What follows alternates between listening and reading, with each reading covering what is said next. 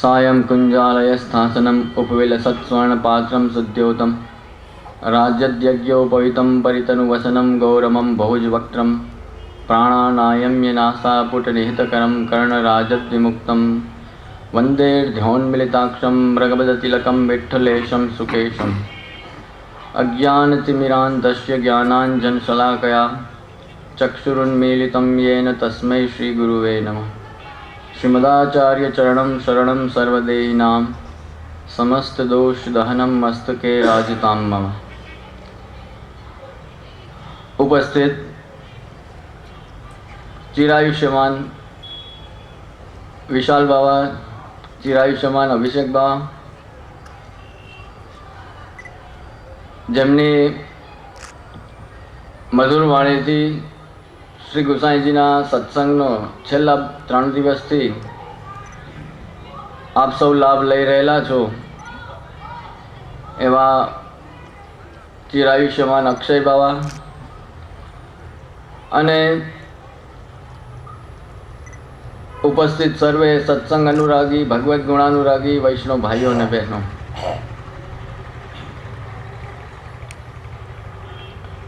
ખૂબ જ આનંદનો અવસર છે, ખૂબ જ પ્રસન્નતાનો અવસર છે કે આપણે સૌ એવા સમયમાં અહીંયા ભૂતલ ઉપર છીએ કે જ્યારે શ્રી ગુસાઈજીને પંચશતાબ્દી બહુ નજીકમાં છે. શ્રી આચાર્ય ચરણ વખતે તો અમે લોકો બહુ નાની ઉંમરના હતા,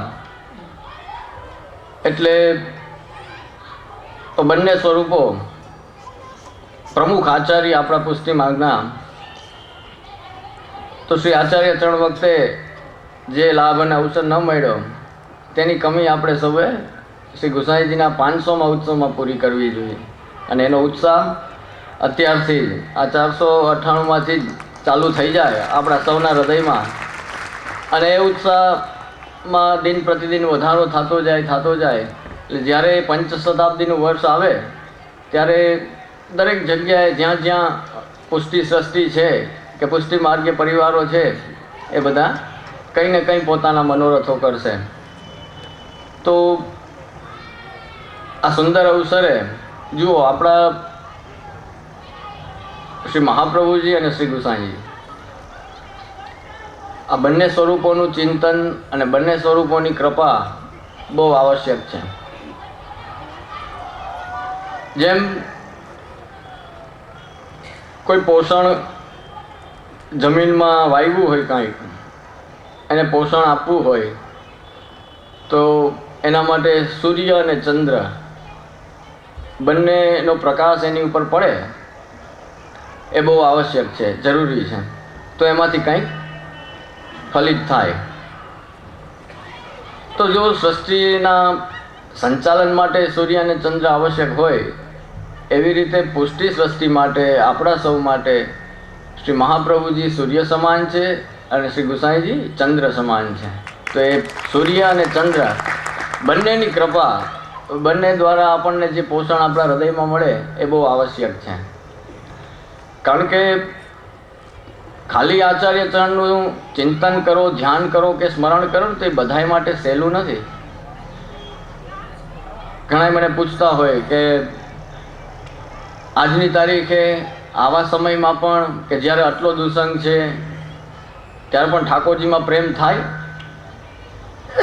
શા માટે ના થાય? થાય, આજની તારીખે થાય, પણ એવી તૈયારી આપણી છે? મેં તો એને ચેલેન્જ આપી, મેં કીધું 8 દિવસ ખાલી મહાપ્રભુજીના સ્વરૂપને કે ચિત્રજીને સામે પધરાવીને તું બેઠો રહે એટલે તને 100% 8મે દિવસે તારા હૃદયમાં ઠાકોરજી માટે પ્રેમ થાય ને થાય. એકવાર તૈયારી કરો. શ્રી ગુસાઈજી આજ્ઞા કરે કે શ્રી સાનિધ્ય માત્ર દત્ત શ્રી કૃષ્ણ પ્રેમા, એ નામમાં કોઈ હિસાબે ફરક આવે નહીં, પણ આપણી તૈયારી હોય તો કરજો. શ્રી મહાપ્રભુજીનું ધ્યાન છે ને, કારણ કે બહુ કડક આચાર્ય છે. એ તો આપ શ્રી ચોખ્ખી આજ્ઞા કરે કે એક નિશ્ચય થઈ ગયો હોય કે ભગવાન જોઈએ છે, તો પછી આ દૂધ દહીંમાં પગ નહીં રાખવાના કે હવે થોડીક વાર સંસાર ને થોડીક વાર ભગવાન ને પાછું આપણું બધું એવું હોય, આપણે બધી બાજુ રમી આવીએ. હા, ગાયે એવી રીતે કે ઓલું પેલું છે ને, આવો તે રંગ મને સીધ લગાડ્યો, બીજો જળતો નથી એ કઈ રંગ વિઠ્ઠલના. ને સવારથી સાંજ જેટલા રંગ આવે એ મારી લઈએ પાછા, જેટલા રંગ આવે એ બધા લગાડતા જાય ને ગાય એવું પાછું. એ ગાવાનું તો એવું છે કે હૃદયથી ગવાય ને ત્યારે કંઈક આમાં ઉકળે એમ છે, ત્યારે કંઈક ઉગે એમ. અમારે ત્યાં અત્યારે યાદ આવ્યું મને, અમારે ત્યાં હવેલીમાં બધા ગિરિરાજજીનું પૂજન ને કરતા હોય, દૂધથી સ્નાન કરાવે ને બધા વૈષ્ણવ હોય, રોજ નિત્યનો એ રાજભોગ પછીનો ક્રમ છે. પછી એ બધા અલગ અલગ ધોળપદ ગાય ને છેલ્લે ઓલું કીર્તન ગાય, હા, ઘેર જવું ગમતું નથી, કાન કાન રસિયો રૂપાળો રંગ રેલ રે, ઘેર જવું ગમતું નથી. હા, એ ગાય. હા, હવે એ ગાય પણ એ એટલું ઝડપથી ગાય, કારણ કે પાછું ઘરે જ જવું હોય. હા, એટલું જલ્દી જલ્દી ગાય, એટલું જલ્દી જલ્દી ગાય કે પાછું એને ઘરે જ જવાનું હોય. હા, તો હવે એ ગાવાનો કંઈ અર્થ ના રહ્યો ને, મારું કહેવાનું એ છે. આપણે જે હૃદયથી ગવાવું જોઈએ, હા, કે ઘેર જવું ગમતું નથી ખાલી વાણીમાં છે, આપણે પાછું મનમાં વિચાર તો એ જ છે કે જલ્દી ઘેર જાઉં. હા, એટલે ગાવાનું જ્યારે હૃદયથી ગવાય, હા, ત્યારે કંઈક આમાં થઈ શકે એમ છે. બાકી આપણે તો બધા ગાય જ છીએ કેટલુંય, હા, સવારથી સાંજ સુધી. પણ મહાપ્રભુજીની ટ્રીટમેન્ટ હંમેશા થોડી કડક રહેવાની છે. ગમે એનું કામ નથી, આપણે વાત ખાલી કરીએ કે આ મહાપ્રભુજી બિરાજતા હોય તો આમ કરીએ ને તેમ કરીએ ને, અરે એની સામે બેસવાની લાયકાત નથી. એ તેજ સહન કરવું ને, એ કેપેસિટી પહેલાં તો બિલ્ડ કરવી પડે, એ કેપેસિટીને વધારવી પડે, તો એ સ્વરૂપની સામે બેસવાની યોગ્યતા આપણી આવે. પણ આ બધું ચાલે છે કેમ ખબર? આપણું લૌકિકે ચાલે ને અલૌકિકે ચાલે ને એ બધું ચાલે છે શ્રી ગુસાઈજીની કૃપા છે એટલે ચાલે છે, કે ભલે બિચારાનું હાલતું. એ તો મહાપ્રભુજી તો ચોખ્ખી આજ્ઞા કરે કે ભાઈ ઠાકોરજી જોતા હોય તો બધું બંધ કરો, બીજા નાટક બંધ કરો બધા, અને ભગવાન માટે લાગી જાઓ, કે ભગવાન જોઈએ છે, એક નિશ્ચય થઈ ગયો છે કે હવે મારે ઠાકોરજી જોઈએ છે, સાનુભાવ કરવો છે. પછી બીજું પણ શ્રી ગુસાઈજી કૃપા વિચારે કે ના ના, ભલે બિચારાનું લૌકિક હાલતું ભેગું ભેગું અને અલૌકિકે ચાલે, અલૌકિકે સિદ્ધ થાય. તો શ્રી ગુસાઈજીનું સ્વરૂપ તો એવું છે.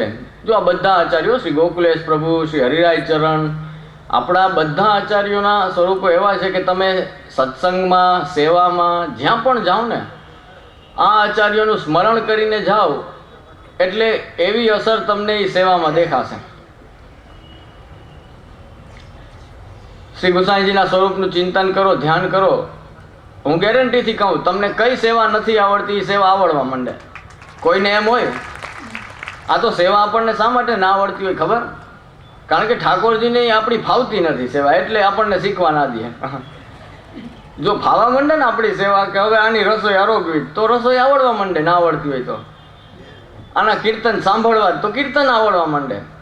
તમને જો હૃદયમાં ભાવ હોય કે મારા ઘરે પ્રભુ બિરાજે છે, એને કીર્તન કરવા છે, મારા ઘરે પ્રભુ બિરાજે છે, એને સરસ મજાના શિંગાર કરવા છે, સરસ વસ્ત્ર સિદ્ધ કરવા છે, મારા ઘરે પ્રભુ બિરાજે છે, એને સુંદર સુંદર સામગ્રી દરરોજ કરીને અરોગાવી છે, પણ તકલીફ એ છે કે મને કંઈ આવડતું નથી, નથી શિંગાર બનાવતા આવડતા, નથી માલાજી સિદ્ધ કરતા આવડતા, નથી કીર્તન આવડતા, નથી રસોઈ આવડતી, નથી સામગ્રી બનાવતા આવડતી, તો કરવું શું? તો શ્રી ગુસાઈજીને વિનંતી કરો, ગુસાઈજીનું ધ્યાન કરો, ને જો શ્રી ગુસાઈજી કૃપા કરે ને બધું આવડવા માંડે. કઈ સેવા ના આવડે, પણ સ્ટેજ ગજાવવા માટે નહીં, એ પહેલી કન્ડિશન છે.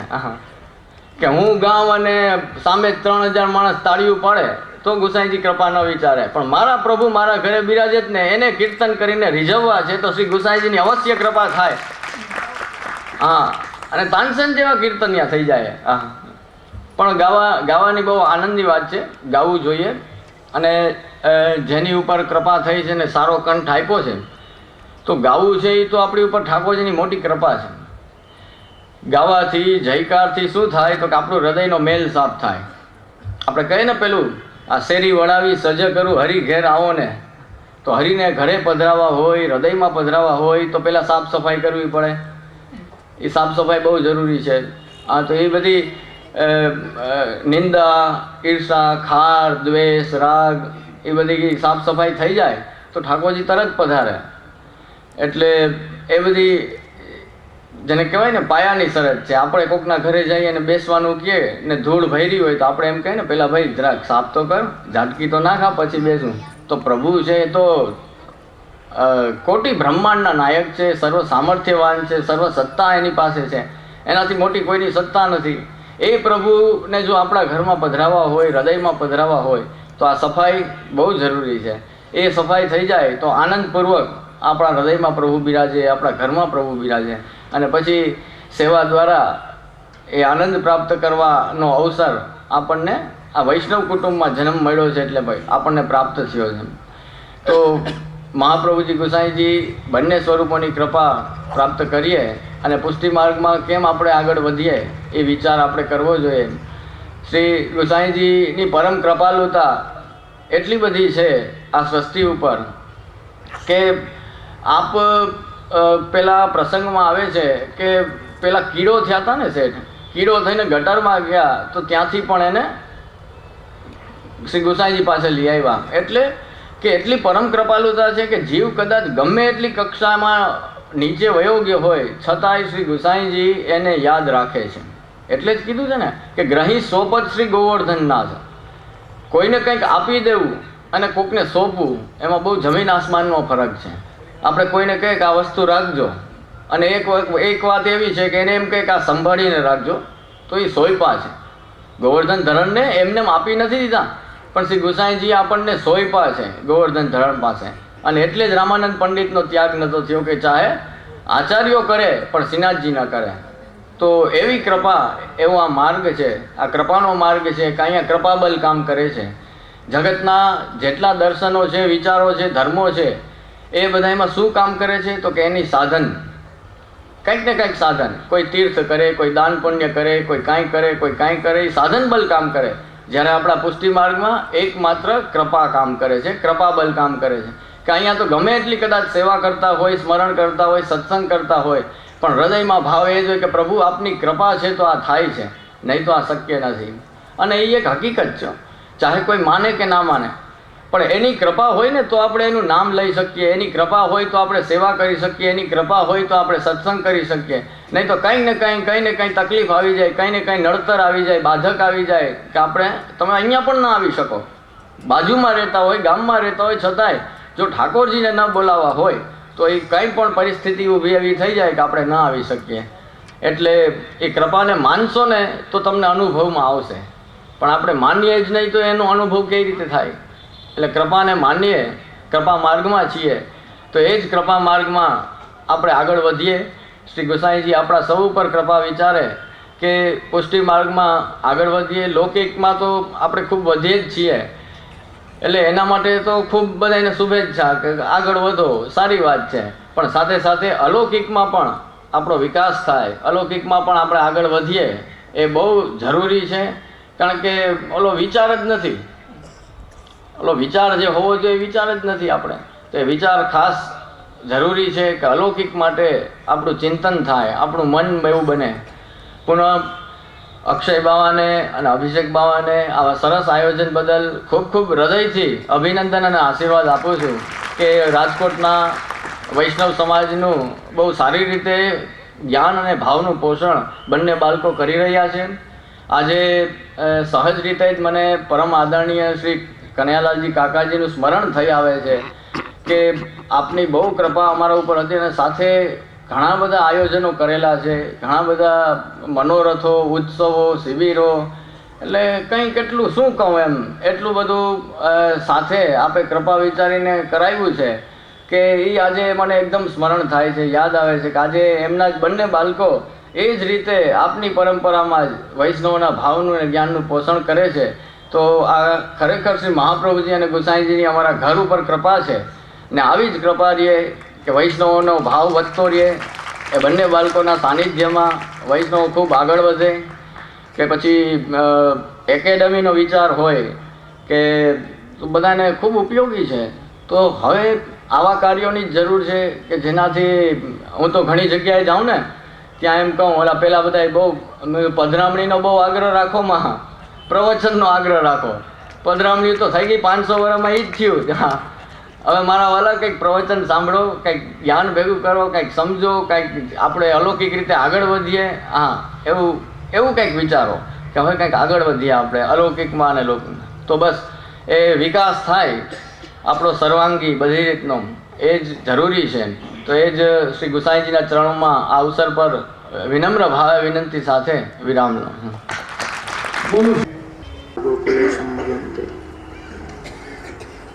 ન મંત્રે ન તંત્રે ન ચ જ્ઞાન સિદ્ધો ન વૈકુંઠ બુદ્ધેસ્તુ વૈકુંઠ લોકે ગતિર્વિઠ્ઠલેશે મતિર્વિઠ્ઠલેશે રતિર્વિઠ્ઠલેશે સદા વૈ નમાસ્તુ.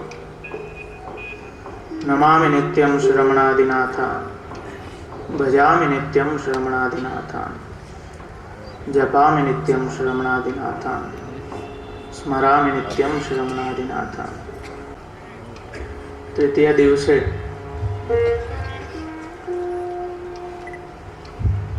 ઉપસ્થિત પરમ આદરણીય પરમ વંદનીય માતૃચરણ સર્વે બિરાજમાન જનાના પરમ વંદનીય શ્રી વસંતકુમારજી દાદાભાઈ, પરમ વંદનીય શ્રી વિશાલકુમારજી દાદાભાઈ, પરમ વંદનીય શ્રી અભિષેકકુમારજી દાદાભાઈ, ચિરંજીવી દ્વારકેશ બાવા, ચિરંજીવી રમણેશ બાવા એવं અત્રે ઉપસ્થિત સર્વે પરમ ભાગ્યવાન વૈષ્ણવજનો,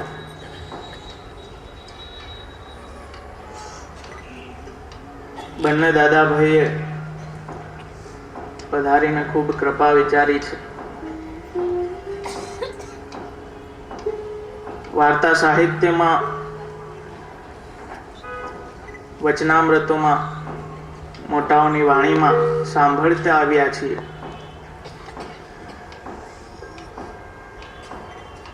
કે જ્યારે અચાનક કોઈ વૈષ્ણવ આવે, વલ્લભકુલ પધારે તો એ પ્રભુની કૃપા જાણવી. વસંતકુમારજી દાદાભાઈ તો આપ પધારવાના જ હતા, પણ આજે લગભગ બપોર સુધી ખ્યાલ નહોતો અને અચાનક સમાચાર મળ્યા કે કૃપા કરીને વિશાલકુમારજી દાદાભાઈ પણ પધારે છે. આ કૃપા છે. છેલ્લા 2 દિવસમાં શ્રીમદ પ્રભુચરણના અલૌકિક ચરિત્રનું રસપાન કરતા શ્રી આચાર્ય ચરણની 3 પરિક્રમાઓ,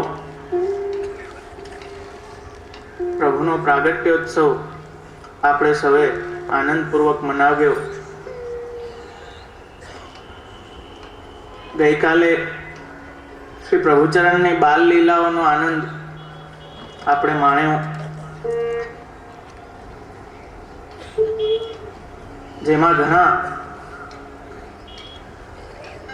ઉપદેશ આપણને પ્રાપ્ત થયા, એવા પ્રસંગો કે જેના દ્વારા કંઈક પ્રેરણા આપણા જીવનમાં આપણે પ્રાપ્ત કરીએ. અને જે શ્રી આચાર્ય ચરણ શ્રી પ્રભુચરણની મહત કૃપાથી આપણને પ્રાપ્ત થયું છે, એની કિંમત કરતા થઈએ.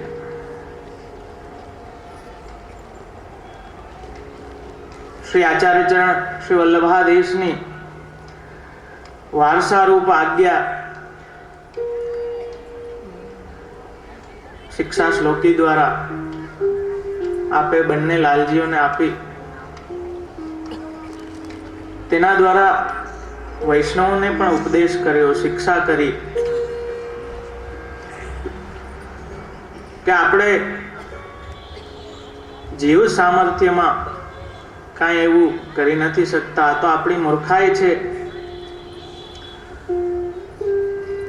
અજ્ઞાન છે આપણું, કે આપણે વિચારીએ કે મેં આટલું કરી દીધું, મારો મનોરથ છે કે મારો રાજભોગ છે કે મેં પ્રભુના આટલી સેવા કરી દીધી. એટલે શ્રી આચાર્ય ચરણ નિબંધમાં પણ આજ્ઞા કરે છે કે નમન સિવાય આપણે બીજું કાંઈ કરી શકતા નથી.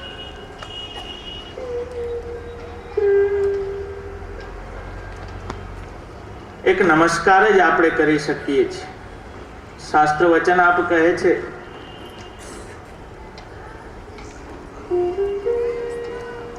કે કિમ આસનમ તે ગરુડાસનાય, કિમ ભૂષણમ તે કૌસ્તુભ ભૂષણાય, લક્ષ્મી કલત્રાય કિમસ્તિ દેયમ. આ તો આપણી અજ્ઞાનતા છે. બાકી જે કાંઈ આપણી પાસે છે એ પ્રભુનું જ દીધેલું છે. એમાં આપણું મમત્વ સ્થપાઈ ગયું એટલે આપણે મારું મારું કરીએ છીએ. અને એ હમતા મમતા સંસારમાં બંધાઈ ગયેલી છે. એના કારણે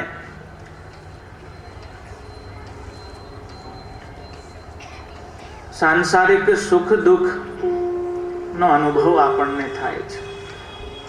જેમ ગઈકાલે આપણે સમજ્યા કે જે કાંઈ આપણે દોડાદોડ કરીએ લૌકિકમાં અલૌકિકમાં, એની પાછળનો હેતુ એ તો સુખની પ્રાપ્તિ અને દુઃખની નિવૃત્તિ.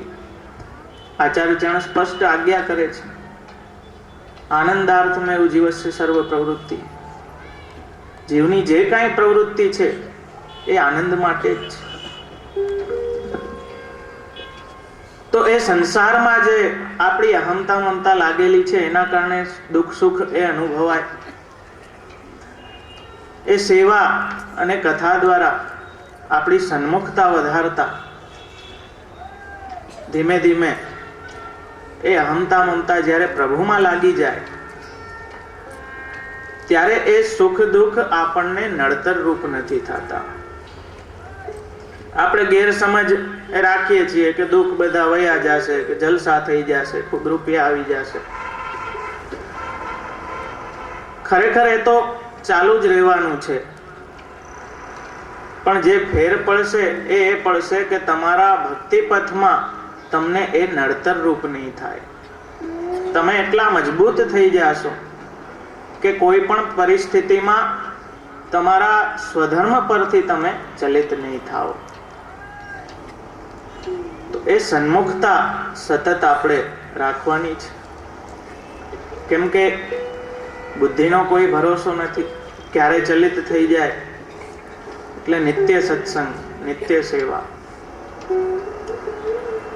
તો એ વારસારૂપ આજ્ઞામાં આપે બહિર્મુખતાથી બચવાની આજ્ઞા કરી, સાથે સાથે સ્વરૂપ બતાવ્યું કે ન લૌકિક પ્રભુ કૃષ્ણ મનુતે નૈવ લૌકિકમ. એ પ્રભુ લૌકિક નથી, એ મહાલૌકિક સ્વરૂપ છે. અને એ કાંઈ લૌકિક અંગીકાર કરતા પણ નથી. એટલે લૌકિક ભાવ જ્યારે હાવી થઈ જાય ત્યારે કદાચ ક્રિયાત્મક સેવા કરતા હો તો એ સેવા નથી. તો એ સન્મુખતા આપણે સતત રાખવાની છે.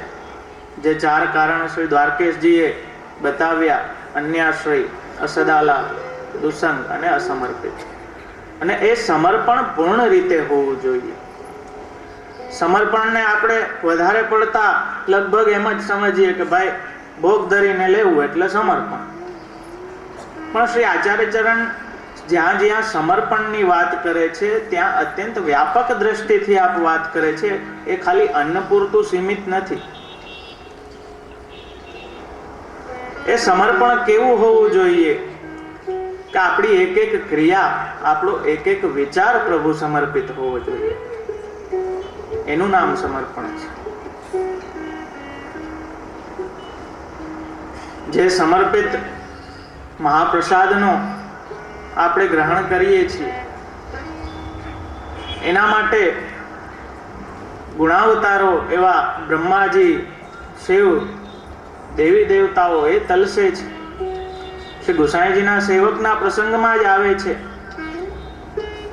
કે બીજા બ્રાહ્મણો જે શૈવ હતા એમણે કહ્યું કે આ તું શું કંઠી પહેરી આવ્યો છો, કોને ગુરુ કરી આવ્યો છો? શ્રી ગુસાઈજીની કૃપાથી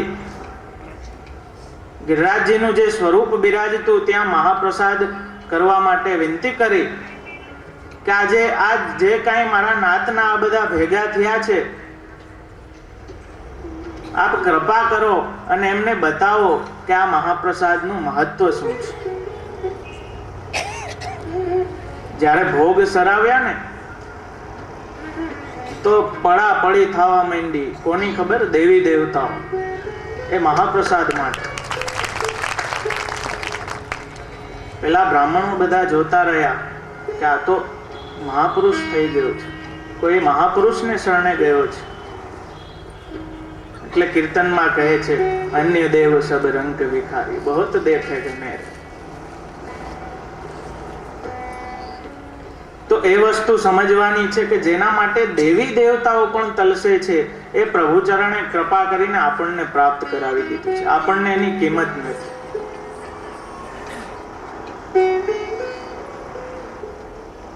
અન્યાશ્રય બાબતે આપણે ઘણી કાલે ચર્ચા કરી, પણ એક વાત સમજો કે અનન્યતા દરેક જગ્યાએ જરૂરી છે. અનન્ય થઈને લૌકિકમાં પણ કોઈ પણ કાર્ય અનન્ય થઈને કરશો ત્યારે જે ફલિત થશે. ત્યારે આ તો સાક્ષાત નિકુંજ નાયક પ્રભુ છે, એમનું શરણ છોડીને બીજે આપણે જઈએ તો આપણાથી મોટો બેવકૂફ કોઈ ના કહેવાય.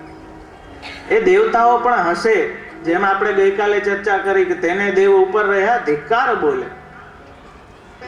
મંદમતી કહી, મંદમતી છે કે આવું દ્રઢ શરણ આપણને પ્રાપ્ત થયું છે, એ છોડીને આપણે ભટક્યા કરી.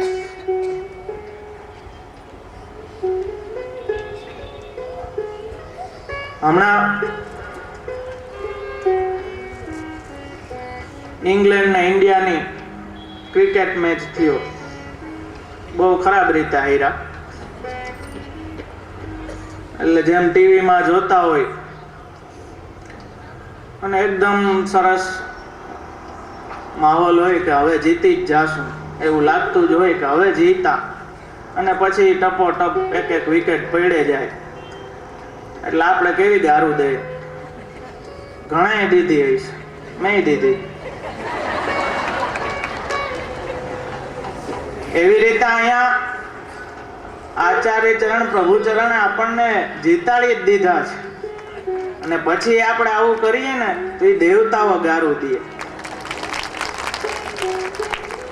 કે આટલું જમાવી દીધું, આટલી કૃપા કરી, છતાંય આ મૂર્ખો. તો એ વસ્તુને ખાસ સમજીએ. જે આપણને પ્રાપ્ત થયું છે એની કિંમત કરતા થઈએ. આપણી કોઈ પણ લાયકાત જોયા વગર, આપણા દોષ સામે જોયા વગર એ પ્રભુએ કૃપા જ વરસાવી છે.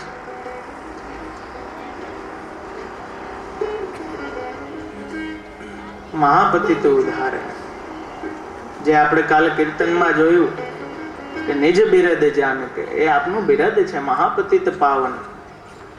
એ કૃપા ઉપર વિશ્વાસ હશે ને તો કેટલા પણ દોષના ડુંગર હશે ને, એ દોષના ડુંગરનું શું આવે, એનું કૃપા બલ એટલું છે. વાર્તા સાહિત્યમાં જેમ આવે છે કે સ્મશાનમાં રહેતા અને એ ભાવના હતી કે મહાપતિત પાવન છે, જોઉં છું મારો ઉદ્ધાર કેમ કરે છે. એક રાજાને કોઢ થયો, એ પ્રભુચરણ પાસે આવ્યો, એટલે પ્રભુચરણે કહ્યું કે સ્મશાનમાં અમારો સેવક રહે છે, એનું જઈને જૂઠણ ખાઈશ તો આ કોઢ નિવૃત્ત થઈ જશે. પણ એ લેવામાં કદાચ એ ના દે તો બળજબરીથી લઈ લેજે, અને કોઈ પણ ગ્લાની ના કરતો, વિશ્વાસપૂર્વક લેજે. રાજાએ આજ્ઞાનું યથાર્થ પાલન કર્યું, પોતાના સેવકો સાથે ત્યાં સ્મશાનમાં ગયા, અને જે અઘોરી હતા એ ચિતાની અગ્નિ ઉપર અન્ન પકાવતા હતા, એમાંથી ખાતા હતા. એમાંથી લેવા માટે કહ્યું, માયના નહીં. એટલે રાજાના માણસોએ પકડી રાખ્યા અને રાજાએ જૂટવીને લઈ લીધું, અને એ જૂઠણ લેતા જ તત્કાલ એનો રોગ વયો ગયો.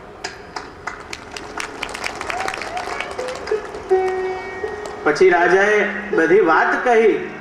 પેલા અઘોરીએ કહ્યું કે આવું શું કામ કર્યું? ત્યારે બધી વાત કહી કે શ્રી પ્રભુચરણ, શ્રી ગુસાઈજીની આજ્ઞા. ત્યારે એમને ખૂબ જ થયું કે અરે હું આવી સ્થિતિમાં છું, આટલી છતાંય એ પ્રભુએ મને ભૂલ્યા નથી, મને હજી યાદ રાખ્યો છે.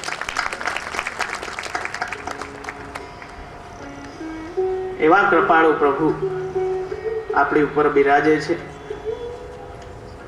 શ્રી આચાર્ય ચરણ આસુર વ્યામોહ કર્યું, ત્યારબાદ બંને ભ્રાતાઓ શ્રી ગોપીનાથજી, શ્રી વિઠ્ઠલનાથજી,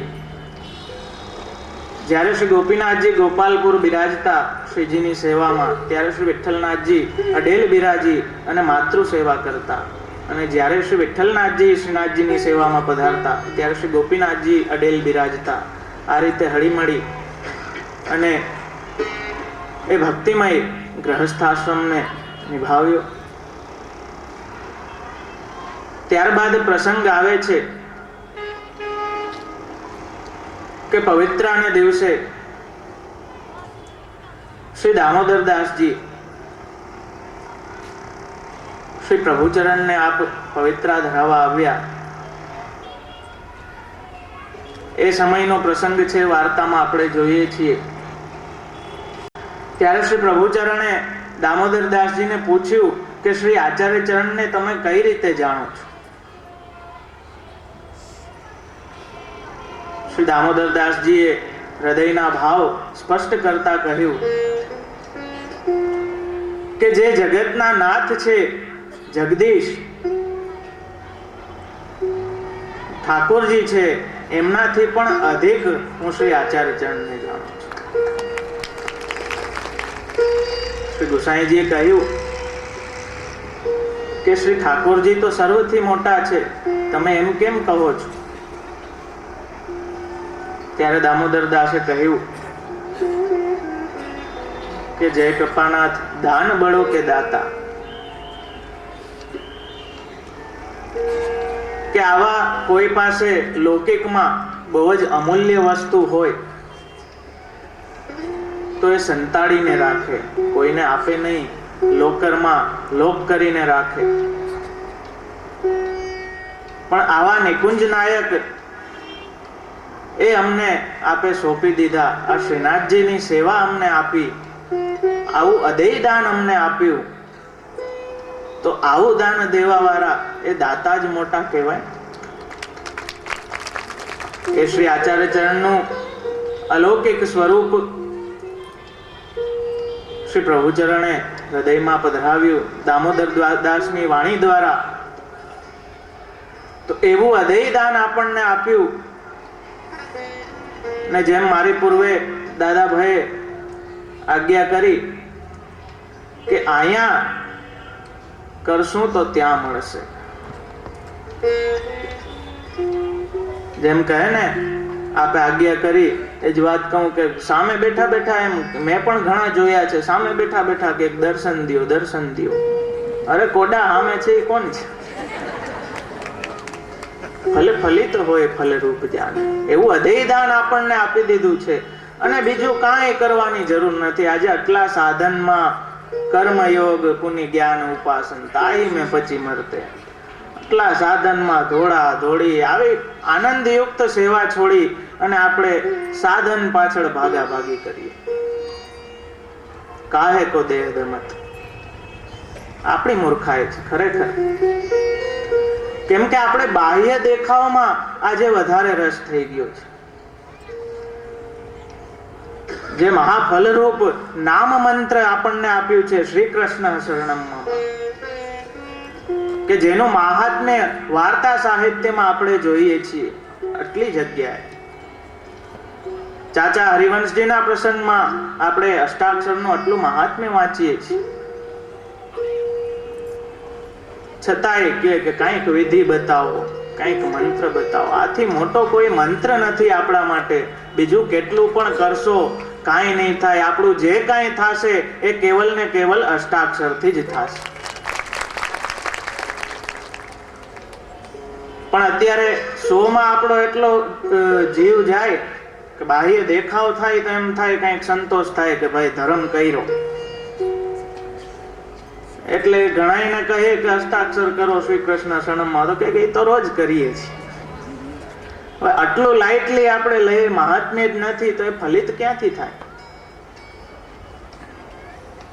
પણ કંઈક હોમ હવન ને ભડકા થાય ને સ્વાહા સ્વાહા થાય તો આમ એમ થાય કે આહા કંઈક ધર્મ થયો. તો એ બધી ઉપાધિમાંથી આપણને બચાવ્યા શ્રી પ્રભુચરણે. આવી અલૌકિક સેવા આપણને પ્રાપ્ત કરાવી.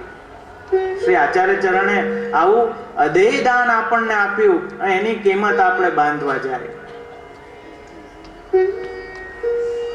કેટલો ખર્ચો થશે, કેટલા દેવાના.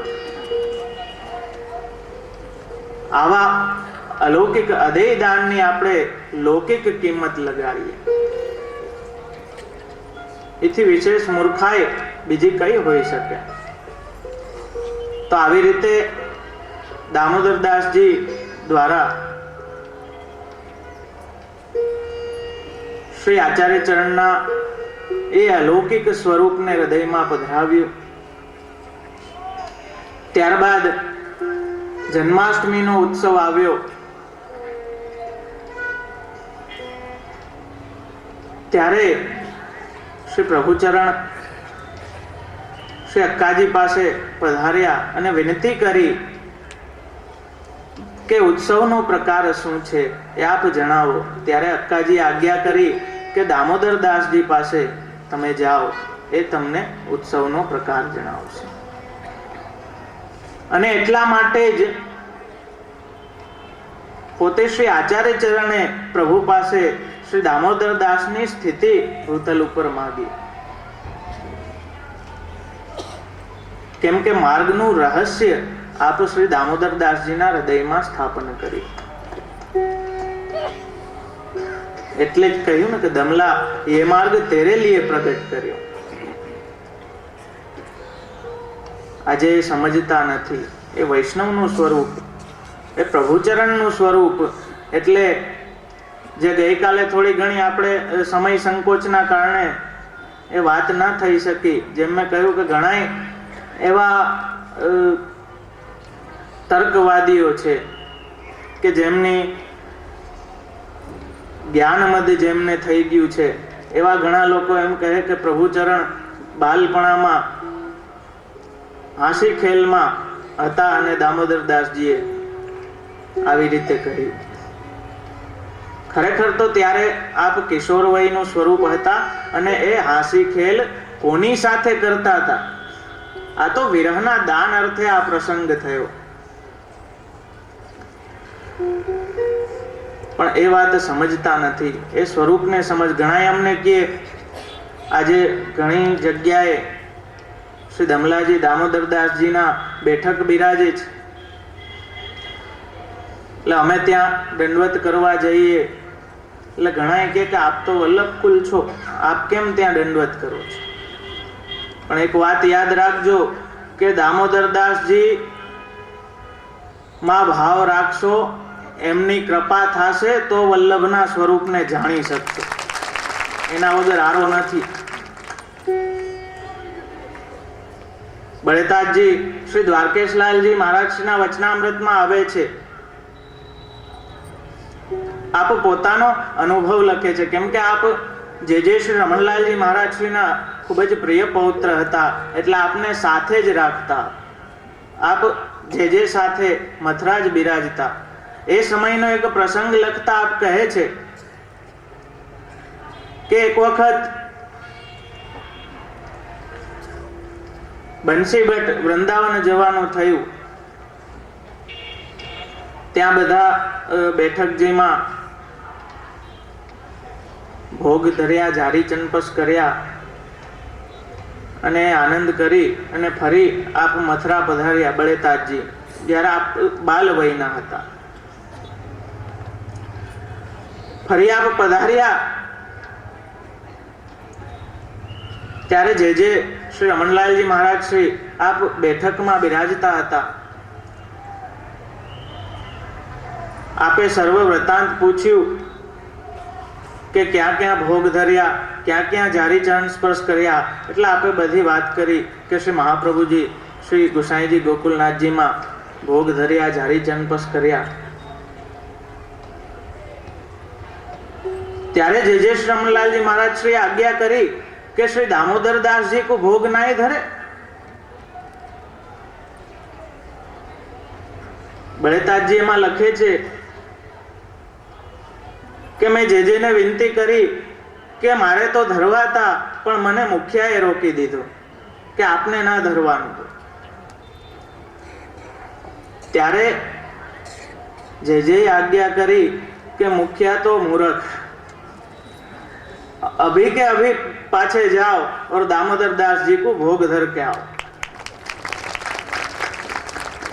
ने आपे लख्યું કે ત્યારે ને ત્યારે આપ પાછા ત્યાં પધાર્યા, શ્રી દામોદર દાસજી ના જારી ચંપસ કર્યા, ભોગ ધર્યા અને એ પ્રસાદી પાછી પધરાવી લાવ્યા અને જે એમાંથી ગ્રહણ કર્યું.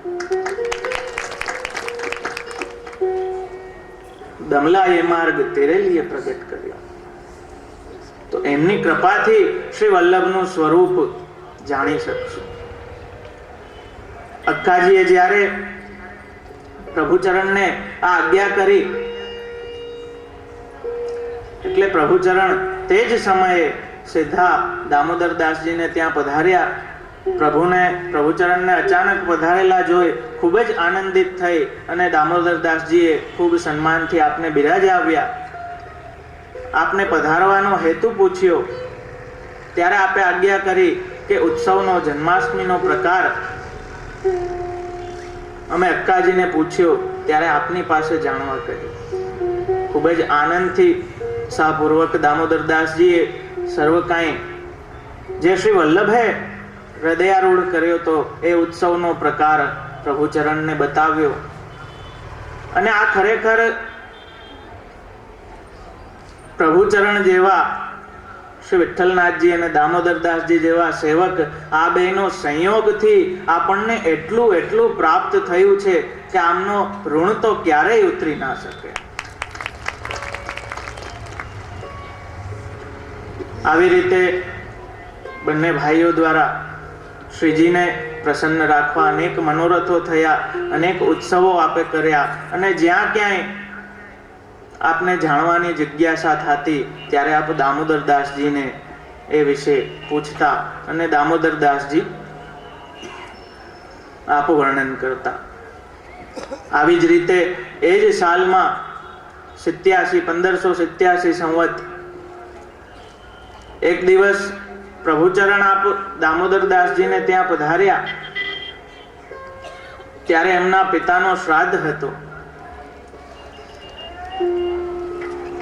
શ્રી પ્રભુચરણે શ્રી દામોદર દાસજીના પિતાનો શ્રાદ્ધ કરાવ્યું. એ બાદ સંધ્યા આરતી સમયે, ઉત્થાપન સમયે જ્યારે દામોદર દાસજી આવ્યા ત્યારે એ શ્રાદ્ધની દક્ષિણા માગી. ત્યારે દામોદર દાસજીએ આપશ્રીને દક્ષિણામાં સિદ્ધાંત રહસ્યનો 1.5 શ્લોકનું વિવેચન કર્યું. પ્રભુચરણે કહ્યું કે હજી આગળ કહો. એટલે કહ્યું કે મહારાજ દક્ષિણા મેં તો ઇતનો હી હૈ. અને એમાં જ આખો માર્ગની રીતિ, માર્ગનું રહસ્ય એ 1.5 શ્લોકમાં આપે સમજાવ્યું. શ્રાવણે શ્યામલે પક્ષ એકાદશ્યા મહાનસી સાક્ષાત ભગવતા પ્રોક્તમ. આ બહુ અધેયદાન આવું આપણને દીધું છે. આ તો આપણને કિંમત નથી, જાણ્યું નથી. હરિરાય ચરણ બહુ સુંદર આજ્ઞા કરે છે કે જ્યાં જ્યાં ભગવાનની આજ્ઞા થઈ છે, ક્યાંક સ્વપ્ન દ્વારા, ક્યાંક કોક દૂત મોકલ્યા, ક્યાંક આકાશવાણી થઈ, પણ અહીં તો સાક્ષાત ભગવતા પ્રોક્તમ.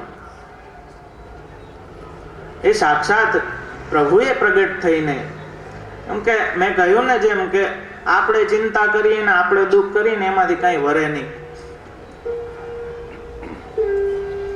પણ જ્યારે મહાપુરુષોને, મહતને જ્યારે ચિંતા થાય, દુઃખ થાય તો એમાંથી કંઈક સમાજને પ્રાપ્ત થાય છે. તો એવી રીતે આ સિદ્ધાંત રહસ્યના 1.5 શ્લોકનું વિવેચન શ્રી દામોદર દાસજીએ પ્રભુચરણને કર્યું. એ દક્ષિણા રૂપે પ્રભુચરણે ગ્રહણ કર્યું. ત્યારબાદ એ જ વર્ષમાં પ્રથમ પુત્ર શ્રી ગોપીનાથજીને ત્યાં શ્રી પુરુષોત્તમજીનું પ્રાગટ્ય થયું. ખૂબ જ ધામધૂમથી એમનો નન્મહોત્સવ મનાવવામાં આવ્યો અને બરહી પ્રસ્તાવ થયો. તે દિવસે શ્રી ગુસાઈજી પ્રભુચરણે જ બાળકનું નામ શ્રી પુરુષોત્તમજી રાખ્યું અને નવનીત પ્રિયાજીના સન્નિધાનમાં ખૂબ ધામધૂમથી નન્મહોત્સવ થયો. આવી રીતે પ્રભુચરણે ત્યાં શ્રીનાથજીની સેવામાં અનેક મનોરથો શ્રી ગોપીનાથજી અને પ્રભુચરણ બંને ભાઈઓ દ્વારા થયા. ત્યારબાદ એક દિવસે પ્રભુચરણને જ્યારે આપ અડેલ બિરાજતા હતા અને શ્રી ગોપીનાથજી આપ પરદેશ પધાર્યા હતા, એ સમયે શ્રીનાથજીએ સ્વપ્ન દ્વારા આજ્ઞા કરી કે જે બંગાળીઓ રાખ્યા છે સેવામાં, એ ખૂબ જ અનાચાર કરે છે. એક દેવીને બાજુમાં ત્યાં પધરાવી છે, એમને હટાવવાની આજ્ઞા કરી. શ્રી પ્રભુચરણે વિચાર કર્યો કે પિતૃચરણ દ્વારા આ બંગાળીઓને સેવામાં નિયુક્ત કર્યા છે અને શ્રી ગોપીનાથજી આપ પરદેશ પધાર્યા હોવાથી આપને વિચાર થયો કે આવી રીતે કેમ નિર્ણય લઉં. પણ શ્રીનાથજીને ઢીલ સહન ના થતા આપે ફરી ત્યાં જે વિરક્ત વૈષ્ણવ હતા અવધૂતદાસજી, એમને આજ્ઞા કરી કે તમે કૃષ્ણદાસને જઈને કહો કે આ બંગાળીઓને હટાવે.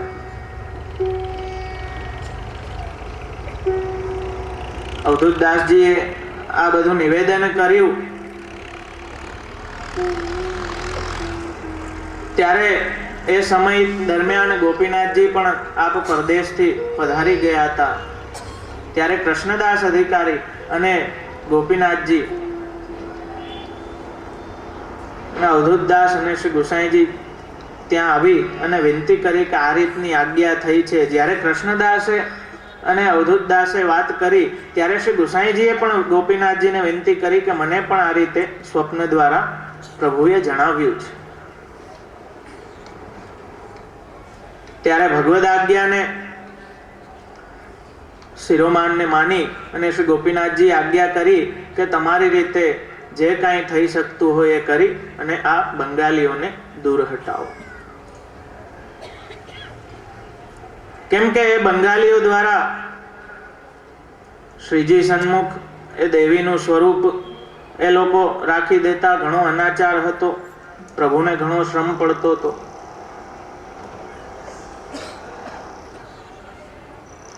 અને જે કાંઈ શ્રીનાથજી માટે સામગ્રી માટે કે જે કાંઈ ભેટ દ્રવ્ય આવતું એ આ લોકો સીધા પોતાના ગુરુને મોકલાવી દેતા. કૃષ્ણદાસે યુક્તિપૂર્વક શ્રી કૃષ્ણદાસજીએ વિચાર કર્યો અને જે શ્રી આચાર્યચરણના સેવકો હતા રામદાસજી આદિ, જે એ લોકોને તત્પર રાખ્યા, તૈયાર રાખ્યા અને રુદ્રકુંડ પર જે બંગાળીઓની ઝોપડીઓ હતી એમાં આગ લગાડી. જેવી આગ લાગી જોઈ એટલે જેટલા સેવામાં હતા બધા મંદિર સૂનું મૂકી અને એ બાજુ દોડવા લાગ્યા. દોડતા ત્યાં ગયા એટલે પાછળથી અહીંયા કૃષ્ણદાસજીએ જે સેવકોને તૈયાર રાખ્યા હતા, જે અન્ય સાચોરા બ્રાહ્મણ સેવકો હતા શ્રી આચાર્યચરણના, એ બધાને સેવામાં લગાડી દીધા અને એક સશસ્ત્ર વ્રજવાસીઓનું ટોળું ત્યાં તળેટી પર તૈયાર રાખ્યું. બંગાળીઓ જ્યારે પાછા આવ્યા અને ખૂબ ઝઘડો કર્યો કે આવી રીતે તમે અમને ના કાઢી શકો, ખૂબ મારામારી પણ થઈ, પણ બંગાળીઓ ફાયવા નહીં અને શ્રીનાથજીના મંદિરનો કબજો શ્રી આચાર્યચરણના સેવકો બ્રજવાસીઓએ લીધો, બંગાળીઓને દૂર કર્યા, ત્યારે કૃષ્ણદાસથી દ્વેષ થતા બંગાળીઓ બધા એમના ગુરુ જે મથુરામાં હતા, વૃંદાવનમાં રૂપ સનાતન ચૈતન્યના જે શિષ્યો હતા, એમની પાસે ગયા અને એમને ખૂબ કૃષ્ણદાસની ચુગલી કરી કે આ રીતે આ શૂદ્રએ અમને બ્રાહ્મણોને હેરાન કર્યા, અમને માર્યા અને અમને મંદિરમાંથી કાઢી દીધા છે. રૂપ સનાતન પણ ખૂબ ક્રોધિત થયા. કૃષ્ણદાસજી પોતાના અમુક સાથીદારો સાથે ત્યાં ગયા વૃંદાવન. ત્યારે પહેલા તો રૂપ સનાતને કહ્યું કે ક્યો રે શૂદ્ર, તે બ્રાહ્મણને માર્યા, તે અમારા સેવકોને આટલા હેરાન કર્યા, અમે હાકમ પાસે, બાદશાહ પાસે તારી ફરિયાદ કરશું. કુંભનદાસજી કૃષ્ણદાસજીએ કહ્યું કે હું તો શૂદ્ર છું, પણ તમે કાયસ્થ થઈને આ બ્રાહ્મણોને સેવક કર્યા છે, તમારે પણ જવાબ દેવો પડશે, દેજો તમે જવાબ. ત્યારે રૂપ સનાતને કહ્યું કે હમ ઇनको કછું જાનત નહીં. એમણે છેડો ફાડી દીધો.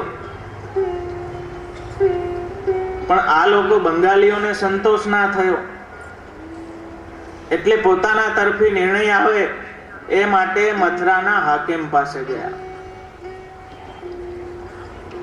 ત્યાં પણ કૃષ્ણદાસજી ગયા અને હાકિમ પાસે પણ ફાવ્યા નહીં. એણે કીધું કે ચાકર રાખ્યા છે તો ચાકરને તો કાંઈ ક્યારેય પણ કાઢી શકે ને નવા રાખી શકે, એમાં કોઈ માલિકીનો હક તો ના થઈ શકે. એમાં પણ ત્યાં ફાવટ બંગાળીઓની થઈ નહીં. એટલે એવી રીતે ઘણો સમય ચાલ્યું. પછી બાદશાહ સુધી બંગાળીઓ આ વાત પહોંચાડી અને શ્રી કૃષ્ણદાસજીની ચુગલી કરી. એ સમયે રાજા ટોડરમલ અને બિરબલના કહેવાથી એમણે બાદશાહને બધી હકીકત રજૂ કરી અને કહ્યું કે આ લોકોને તો શ્રી આચાર્યચરણ શ્રી વલ્લભાચાર્યજીએ ચાકર રાખ્યા હતા. એટલે બાદશાહે પણ કહ્યું કે ચાકર તો કોઈ પણ નવા રાખી શકે, જૂના હોય તો કાઢી શકે, એમાં કોઈ માલિકી હક તો રહે નહીં. ત્યારે બાદશાહનો નિર્ણય પર કૃષ્ણદાસજી તરફ જ આવ્યો અને બંગાળીઓ દરેક બાજુથી હાર્યા. એ સમયે બંગાળીઓ બધા શ્રી ગોપીનાથજી શ્રી ગુસાઈજી પાસે આવી અને રુદન કરવા લાગ્યા કે આવી રીતે આપ અમને કાઢી દેશો તો કેવી રીતે ચાલશે, અમારો નિર્વાહ કેમ થશે? આપ તો પરમ દયાળ છે, એટલે કૃપા કરી અને એમના ઉપર શ્રી ગોપીનાથજીના સેવ્ય શ્રી મદન મોહનલાલ એ બંગાળીઓને પધરાવી આપ્યા, જેમને એ વૃંદાવન જઈને ત્યાં મંદિર કરીને એમનાથી નિર્વાહ કરવા લાગ્યા. એક વાત સમજો કે આ જેટલા પ્રસંગો નું અવગાહન આપણે કરીએ છીએ એમાંથી એક સ્વર ખૂબ જ તીવ્રતાથી નીકળે છે, ભગવત સુખ, ભગવત સુખનો વિચાર.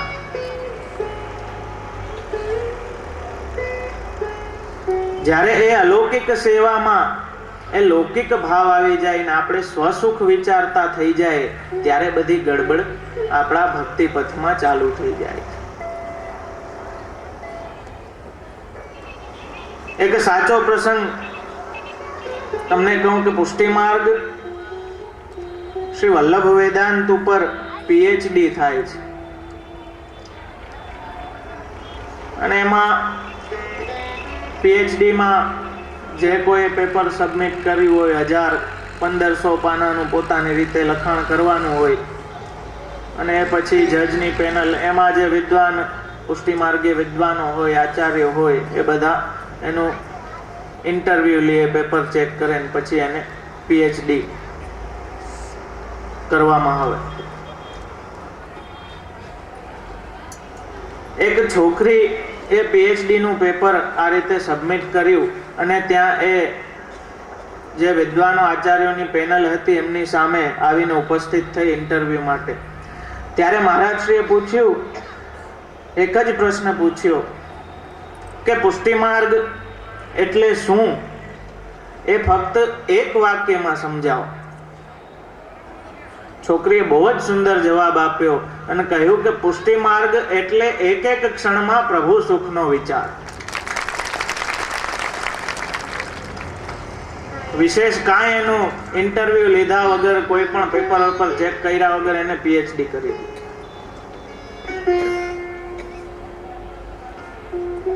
એ મૂળ વસ્તુ આપણે ભૂલી જઈએ છીએ. એટલે અહીં એ શ્રીનાથજીના સુખને પ્રાધાન્ય આપી એ ભગવદ આજ્ઞાને શિરોધાર્ય કરી આપ બંને આચાર્યોએ આ નિર્ણય કર્યો. બંગાળીઓને દૂર કર્યા, કેમ કે જેનાથી પ્રભુને પરિશ્રમ પડતો હતો. આવા ફલરૂપ પ્રસંગો હોવા છતાં કેમ કે આપણે આજે વાંચતા નથી, સમજતા નથી, એટલે આજે પણ ઘણી જગ્યાએ કેમ કે ઓલું હા હોય ને કે કુળદેવીને ક્યાંક રાખી દેશું તો આપણું ધનોત પનોત નીકળી જાય. એટલે ઘણા ઠાકોરજી સાથે પધરાવતા હોય, દેવી દેવતા માતાજી, પણ બાપુજી હોય ત્યાં માતાજીની જરૂર ના હોય.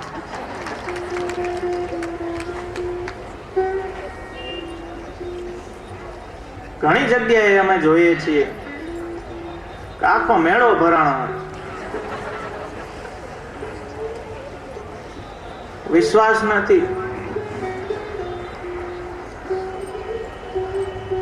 તો આ પ્રસંગોથી, આ ચરિત્રથી એ શીખવાનું છે, એ શિક્ષા આપણે ગ્રહણ કરવાની છે કે આપણું કાર્ય શું છે. ભગવદ રૂપ સેવાર્થ, એ પ્રભુના સુખનો સતત વિચાર કરવો એ જ સેવા છે.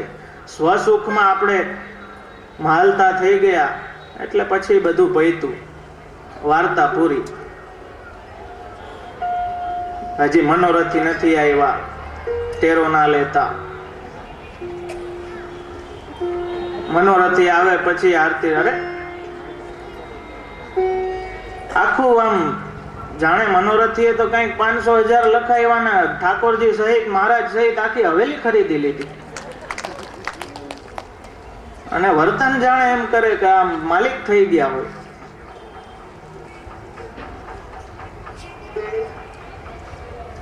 અને એ આપણી અધોગતિ ત્યાં જ ના અટકી. જ્યારે એ શેઠ હોવાનો મદ થઈ ગયો અને આગળ જતા પછી આજે એવી સ્થિતિ ઘણી જગ્યાએ જોવા મળે છે કે શેઠ બધા કે જેમણે દૈન્યનો દ પણ જેનામાં નથી એવા ટ્રસ્ટીઓ થઈને બેઠા છે. અને એક જગ્યાએ તો મેં મારી આંખે જોયું કે મુખિયાજીને ફટકારી દીધો કે દર્શન તો તમારે સમયસર જ કરાવવા પડશે, ભોગ આવ્યા હોય કે ના આવ્યા હોય. અને કહેવાય પુષ્ટિ માર્ગી મંદિર. કેટલી અધોગતિ! ખરેખર પ્રભુ ચરણે કૃપા કરવામાં કંઈ બાકી નથી રાખ્યું અને આપણે એ કૃપાનો દુરુપયોગ કરવામાં કંઈ બાકી નથી રાખ્યું. લડી લીધું જેમ કેમ.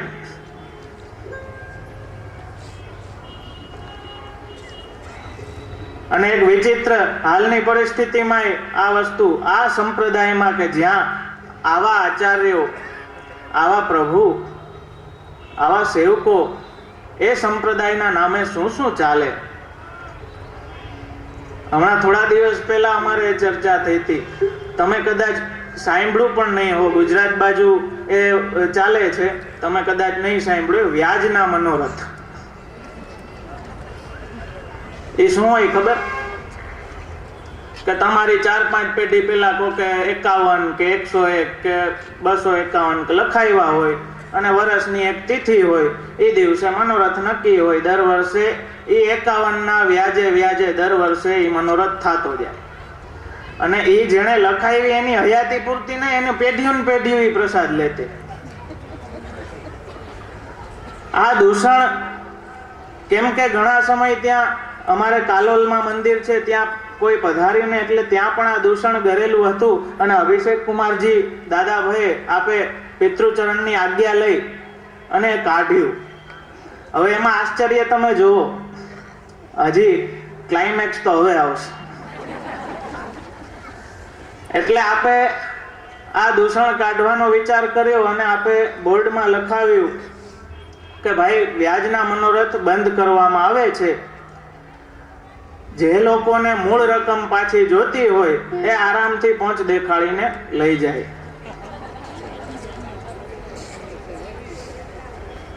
70-80 વર્ષ કે 100 વર્ષ ફાટલી તૂટલી હો જૂની પહોંચ ઈ ભાઈડો નીકળો. 80-100 વર્ષ જૂની પહોંચ ફાટલી તૂટલી આમ ઓલે સેલર ટેપ મારેલી ઈ ભાઈ લઈને આવ્યો કે આ પહોંચ 51 શિવલ્લભ.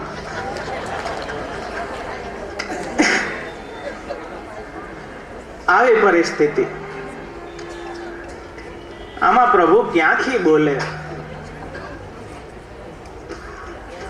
તો એવી પરિસ્થિતિ થઈ ગઈ છે. પ્રભુ સાક્ષાત બિરાજે છે પણ પ્રભુ નથી જોતા.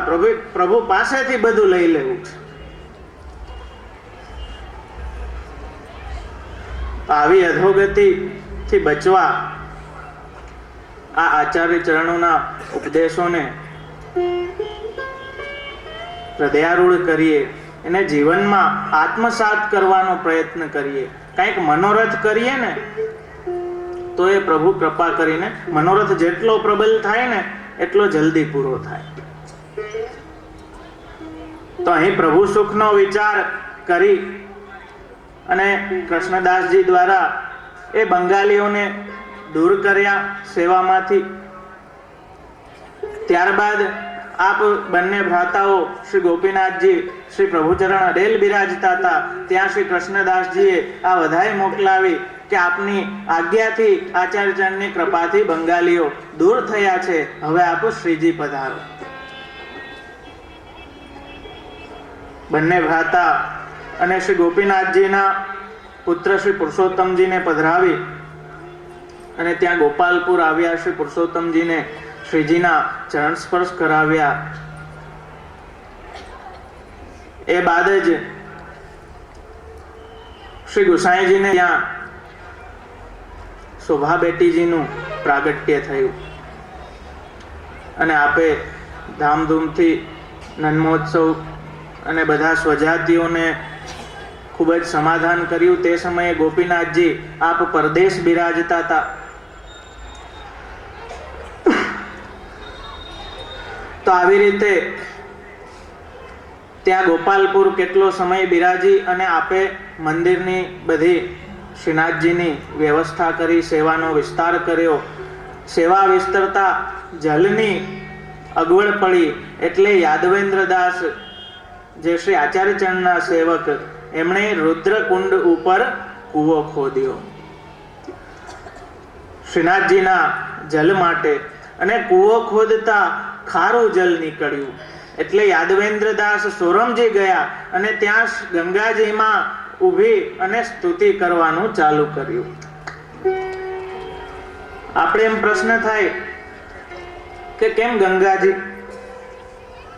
પણ ગંગાજલ એ ચરણોદક છે, પ્રભુના ચરણોનું જલ છે, શુદ્ધ છે, શીતલ છે, એટલે પ્રભુ લાયક છે એવી ઉત્તમતા જાણી અને યાદવેન્દ્રદાસ ત્યાં સ્તુતિ કરી અને ગંગાજીને ત્યાં રુદ્રકુંડના કૂવામાં પધાર્યા જાણી, જલ મીઠું જાણી અને ગંગાજીમાંથી આપ ત્યાં ફરી રુદ્રકુંડ પર પધાર્યા.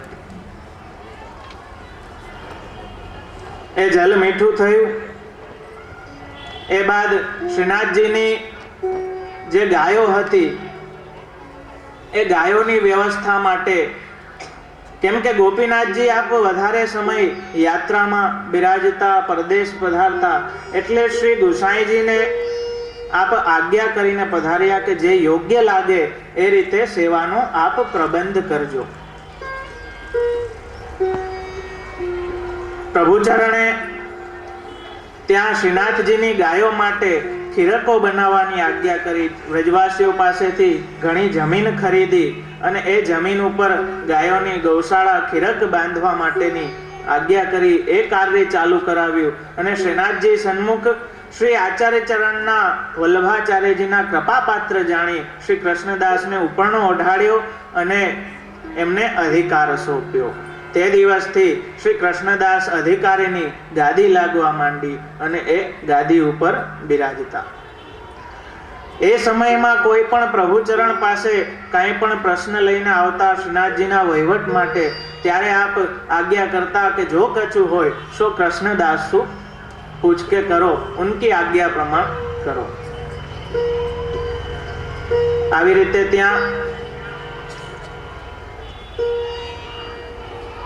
આપે ખીરક બંધાવી, ગૌશાળા બંધાવી અને પ્રભુના નેગ ભોગ અર્થે આપે ઘણા ખેતરો બ્રજવાસીઓ પાસેથી લીધા અને એમાંથી જે કાંઈ ઉપજ થાય એ શ્રીજીને વિનિયોગ થાય, શ્રીજીના આખા વર્ષનો નેગ બંધાય, એ રીતનો આપે આખો પ્રબંધ કર્યો.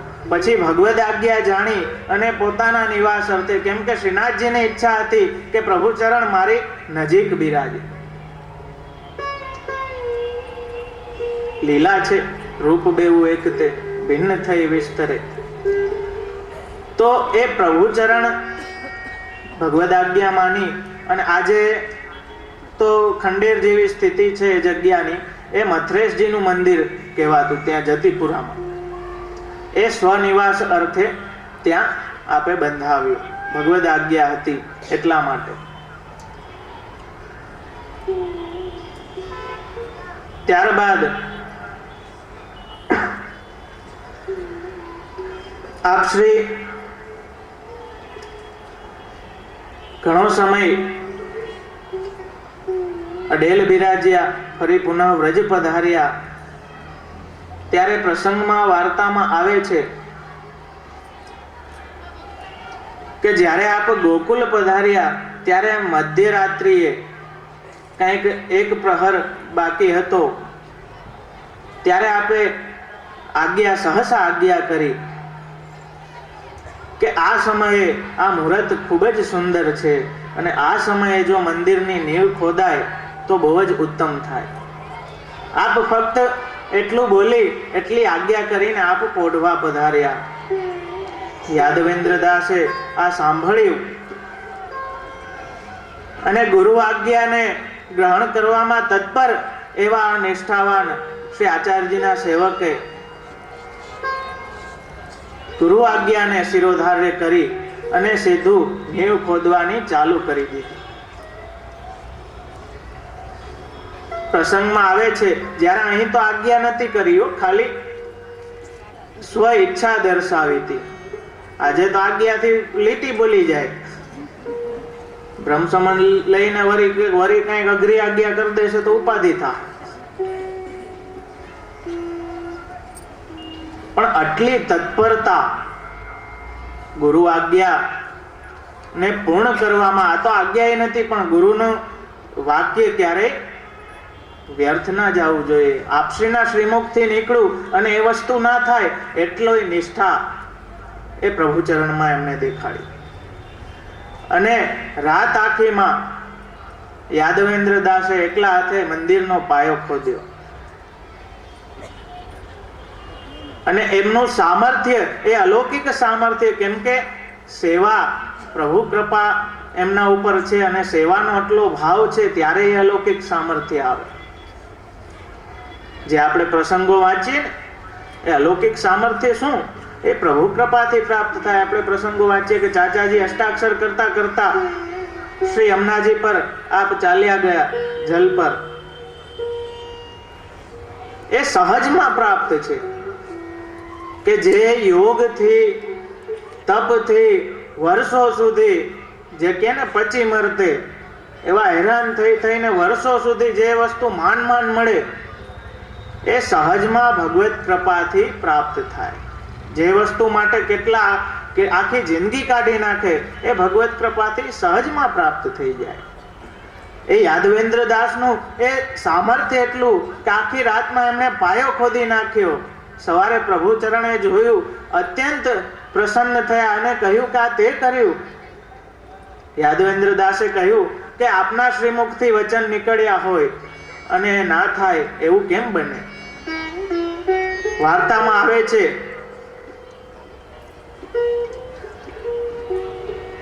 કે એ આખા મંદિરનો પાયો ખોદ્યો અને જે મજૂરોને બોલાવીને પાયો બુરાવ્યો ને, એ બુરવામાં 1 મહિનો લાગ્યો. એ એકલા હાથે યાદવેન્દ્ર દાસે આખી રાતમાં પાયો ખોદી દીધો. એ અલૌકિક સામર્થ્ય, એ સેવાનો ભાવ. સેવાનો ભાવ હોય ને તો ત્યાં આપણા જેને કહે ને કે માઇનસ પોઈન્ટ, એ પ્લસ થઈ જાય જો સેવાનો ભાવ હોય. અને જો લઈ લેવાનો ભાવ હોય, આવા ભાઈડા આવે જૂની જૂની પોંચું લઈને, એક વિચાર કરો, આટલા વર્ષ એના બાપાએ મૂક્યું ને વ્યાજ તો ખાધું ને પાછું મૂળે લઈ ગયો, આમાં સેવા ક્યાં રહી?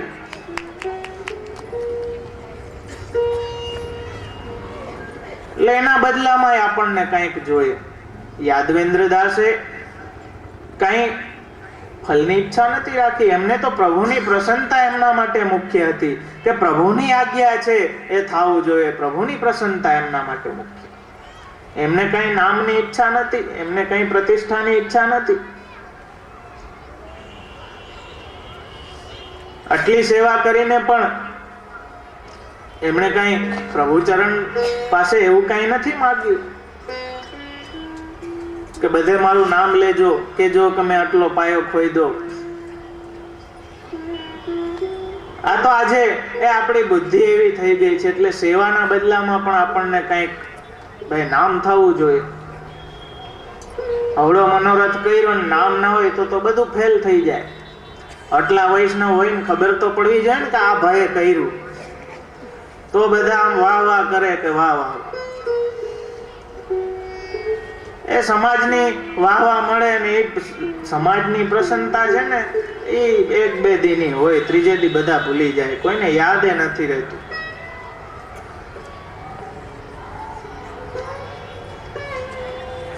તો એ વાત અહીંથી શીખવા જેવી છે. એક નિજ વાર્તામાં બહુ સુંદર પ્રસંગ આવે છે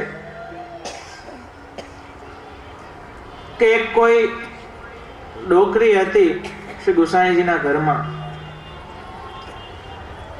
અને ખૂબ જે ઓલું કે ને કે કકડા કરે, ખૂબ ક્લેશ કરી રાખે, બધા સાથે બાંધે રાખે ને આને બહુ દેકારા થાય. એટલે એક દિવસ શ્રી પ્રભુચરણ કંટાળીને આપને થઈ સહસા નીકળી ગયું કે યાકી તો કોઈ નાક કાટે તો આછો. એટલા કંટાળી ગયા, કેમ કે સતત કકડાટ ચાલુ રહીએ. હવે આપને સન્મુખ એક ગણેશ કરીને આપનો સેવક, એ આપની બધી સેવામાં તત્પર રહેતો, કાપી દીધી નાક, ભાગી ગયો. કેટલા દિવસ પછી ફરીને આવ્યો, ત્યારે ગુસાઈજી હૈસા, કેમ કે આપ તો પ્રભુ છે, આપને બધી ખબર કોણ શું કરી ગયું, કે ક્યો રે ગણેશ. ત્યારે હસીને હાથ જોડીને કીધું કે જે રાજ કે વચન મિથ્યા કેસે હોય.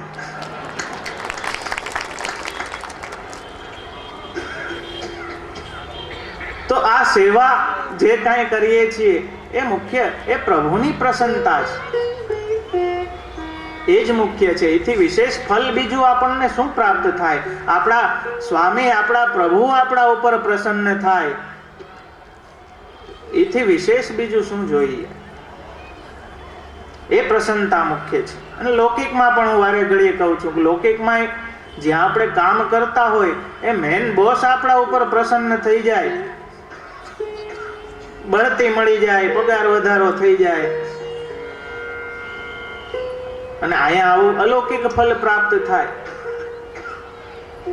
કે જેવું કૃષ્ણ ભટ્ટને આપે યુથના યુથ સહિત નિત્ય લીલાના દર્શન કરાવ્યા.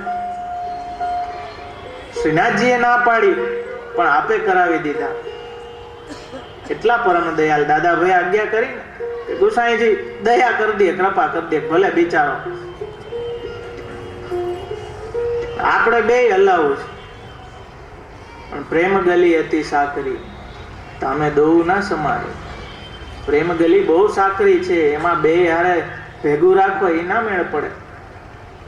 જેમ ગોવિંદ સ્વામીની દીકરી આવી, કહ્યું કે મન તો એક શ્રીનાથજીને દીધું છે, મન તો બીજું છે નહીં. એવી આસક્તિ, પ્રભુમાં એવો પ્રેમ, એ આ પ્રસંગોથી આપણને જોવા મળે છે. એ તત્પરતા, પ્રભુના વચનોને ઝીલવાની, એ આજ્ઞાનું પાલન કરવાની એ તત્પરતા એ સેવકોમાં હતી. આવી રીતે ગોકુલના મંદિરની નીવ ખોદાણી, ત્યાંથી આપ થોડો સમય ત્યાં બિરાજ્યા. એ જ સમયમાં ચિત્ત સ્વામી, જે આગળ જતા અષ્ટસખા ભૂચરણ આપ જેમને સ્થાન આપશે એવા ચિત્ત સ્વામી શરણે આવ્યા. મથુરા પ્રસંગમાં આવે છે કે મથુરામાં એ 5 ચોબાઓની ટોળકી હતી અને છેતુ ચોબે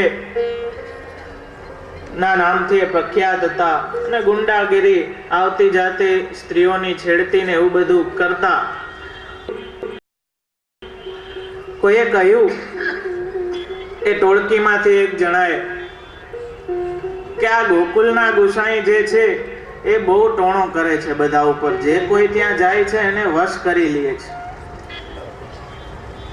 ત્યાં આપણે જઈએ, કંઈક મસ્કરી સૂજી એમને, અને એક ખોટું નારિયેલ લઈ આવ્યા, એમાં રાખ ભરી એક ખોટો રૂપિયો લઈ આવ્યા.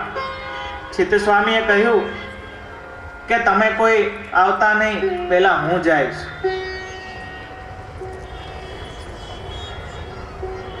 જેવા ચિત્ત સ્વામી અંદર ગયા એટલે સાક્ષાત કોટી કંદર્પ લાવણ્ય નિકુંજ નાયક સ્વરૂપે શ્રી ગુસાઈજીના દર્શન થયા. એ દર્શન કરતા જ એમનો જે કાંઈ એક કુટિલ ઈરાદો હતો એ બધું એક ક્ષણમાં ભૂસાઈ ગયું.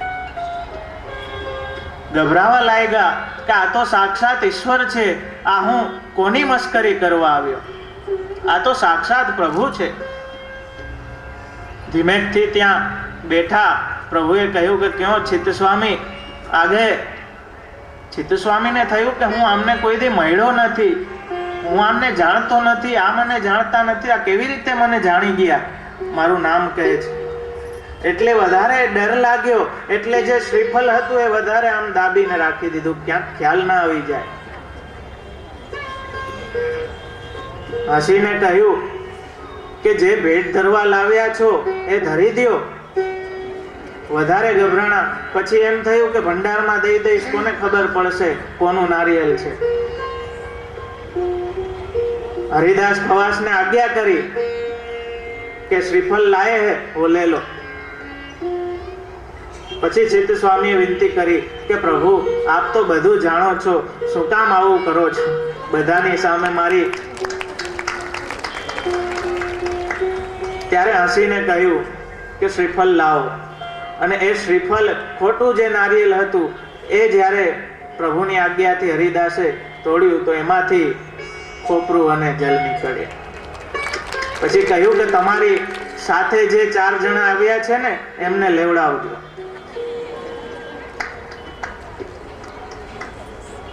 પેલા જે 4 ઉભા હતા બહાર, એમને થયું કે કાંઈ રંધાઈ ગયું છે, હવે અહીંયા ઉભવામાં માલ નથી, આ છેતુ ઉપર તો ટોણો લાગી ગયો. એટલે એ તો અહીંયાથી જેમ અહીંથી બધો સપાટો બોલે ને લીટી, એમ લીટી બોલી ગયા કે આ છેતુને કંઈક ટોણો લાગી ગયો છે. ત્યાં વ્રજમાં બહુ સુંદર કવિતા કરે છે કે કોઈ એક છોકરીને ભગવત સ્વરૂપના દર્શન થઈ ગયા અને બાવરી થઈ ગઈ. કેમ કે સાક્ષાત કોટી કંદર્પ લાવણ્ય એ પ્રભુનો અનુભવ થાય અને માતા પિતા બધા ચિંતા કરે, વૈદ હકીમુન દેખાડે કે આને કંઈક ભૂત પ્રેત વર્ગી ગયું છે, તંત્ર મંત્ર લાગી ગયું છે. કોઈ ભગવતી પાસે લઈ ગયા કે તંત્ર મંત્ર લાગ ગયો, યાકો તો કોઈ ભૂત લાગ્યો હોય. ભગવતીએ કહ્યું કે અરે ભૂત નાય લાગ્યો, યાકો નંદપૂત લાગ્યો.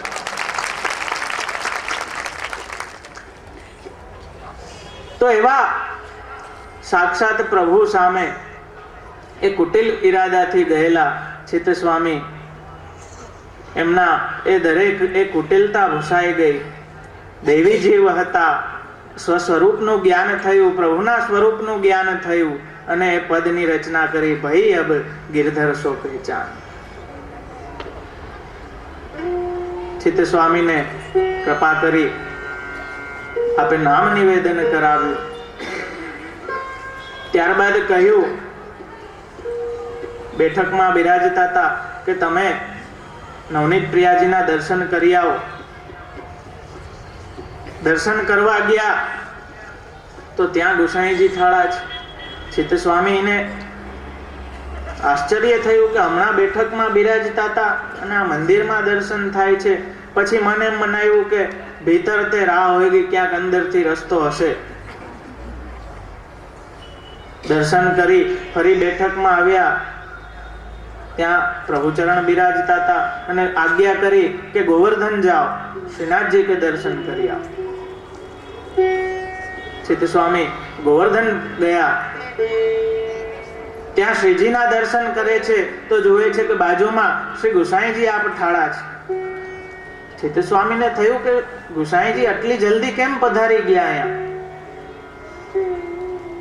નીચે ઉતરીને કેટલા સેવકોને પૂછ્યું કે પ્રભુચરણ પધાર્યા છે ગુસાઈજી, એટલે કહ્યું કે નાના એ તો ગોકુલ બિરાજે છે, અહીંયા નથી પધાર્યા. ફરી આપ ત્યાં ગોકુલ ગયા પ્રભુચરણ પાસે.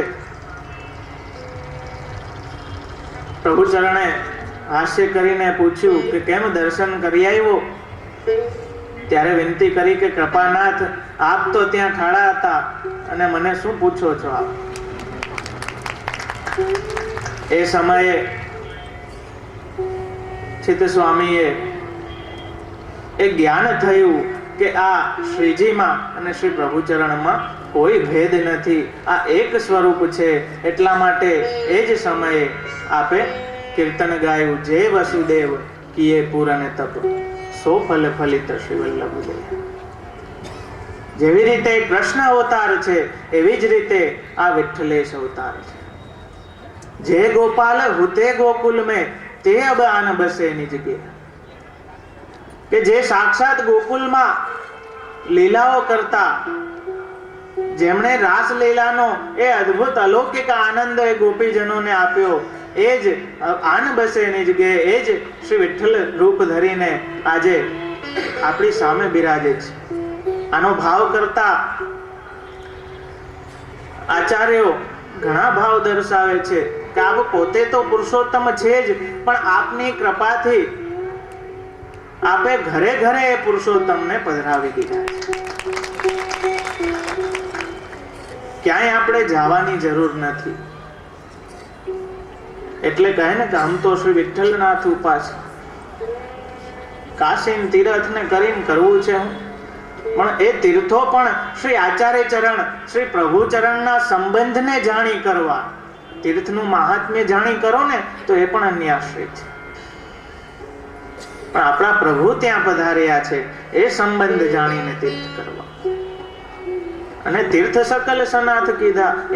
એમની ચરણ રેણુથી તો તીર્થો પણ સનાથ થયા. કેમ કે કલયુગની જે સ્થિતિ હતી એના કારણે એમની અનાથ જેવી સ્થિતિ થઈ ગઈ હતી.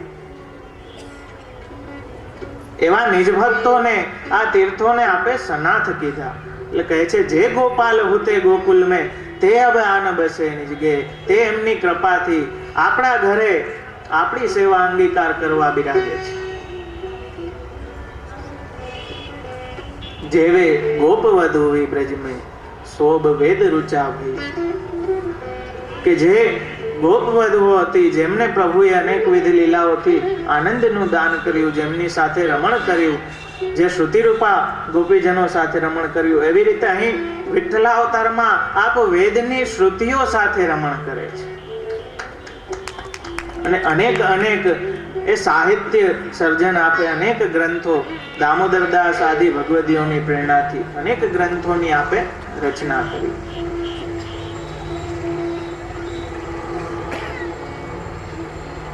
એ સ્વરૂપને હૃદયારૂઢ કરીને આ ચરિત્ર સાંભળશું તો ફલિત થશે.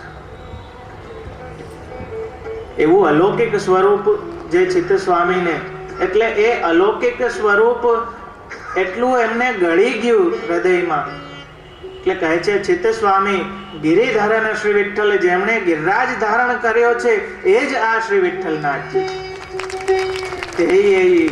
તે કછું ના સંદેહ. એમાં અને આમાં કોઈ ભેદ નથી, એમાં કોઈ સંદેહ નથી, એ એક જ સ્વરૂપ છે. આવી રીતે ચિત્ત સ્વામી ઉપર મહત કૃપા કરી. એ જ અરસામાં આંતરીના ગોવિંદ સ્વામી એ આપની શરણે આવ્યા. સૌપ્રથમ તો ગોવિંદ સ્વામીએ જ્યારે આપના દર્શન કર્યા ત્યારે એમ થયું કે આ તો બહુ કોઈ કર્મિષ્ઠ બ્રાહ્મણ લાગે છે, કેમ કે સંધ્યાવંદન આપ કરતા હતા. મંદિરમાં જ્યારે પધાર્યા, પ્રભુના દર્શન કર્યા, ત્યારે ગોવિંદ સ્વામીને થયું કે આવા અલૌકિક સ્વરૂપ અહીંયા બિરાજે. જઈને વિનંતી કરી કે આ શું આપ ખેલ કરો છો પ્રભુ? ત્યારે આપે આજ્ઞા કરી કે ભક્તિ માર્ગ છે એ ફૂલનો બગીચો છે, અને આ જે વૈદિક જે કાંઈ કર્મ છે એ કાંટાની વાળ છે. એ ફૂલના બગીચાનું રક્ષણ કરવા અર્થે આ બધું જરૂરી છે. એવી રીતે આપને ઉપદેશ કર્યો, ગોવિંદ સ્વામીને શરણે લીધા, અને એટલી અનહદ કૃપા એમના ઉપર વરસાવી કે સાક્ષાત શ્રીનાથજી સાથે એમને સખ્ય ભાવ દ્રઢ થયો. કોઈ ચુગલી કરી, એ સમયે હતા એવા, કોઈ જઈને ચુગલી કરી કે આ ગોવિંદ સ્વામીની તો રાજભોગ આરતી પહેલા જ પાત્ર લઈ લે છે. ગુસાઈજીને જઈને કહ્યું, એટલે ગુસાઈજીએ ગોવિંદ સ્વામીને કહ્યું કે તમે હવેથી આરતી પછી, અનોસર પછી પ્રસાદ ગ્રહણ કરજો. જેવી આજ્ઞા. હવે એ દિવસે મોડું થયું. શ્રીનાથજી આપ રોજ અનોસર થાય એટલે ગોવિંદ સ્વામી સાથે ખેલવા પધારતા. ગોવિંદ સ્વામી પ્રસાદ લેતા હતા અને શ્રીનાથજી આવીને ઊભા થઈ ગયા અને મોઢું બગાડે ને આમ કમરે હાથ દઈને ઊભી ગયા ને કા કેટલી મોડું કરે છે ને વાર કરે છે. ગોવિંદ સ્વામીએ કહ્યું કે મહારાજ તમે તો બધું ખાઈ પીને આવ્યા છો. આવું શક્ય હતું પ્રભુ સાથે.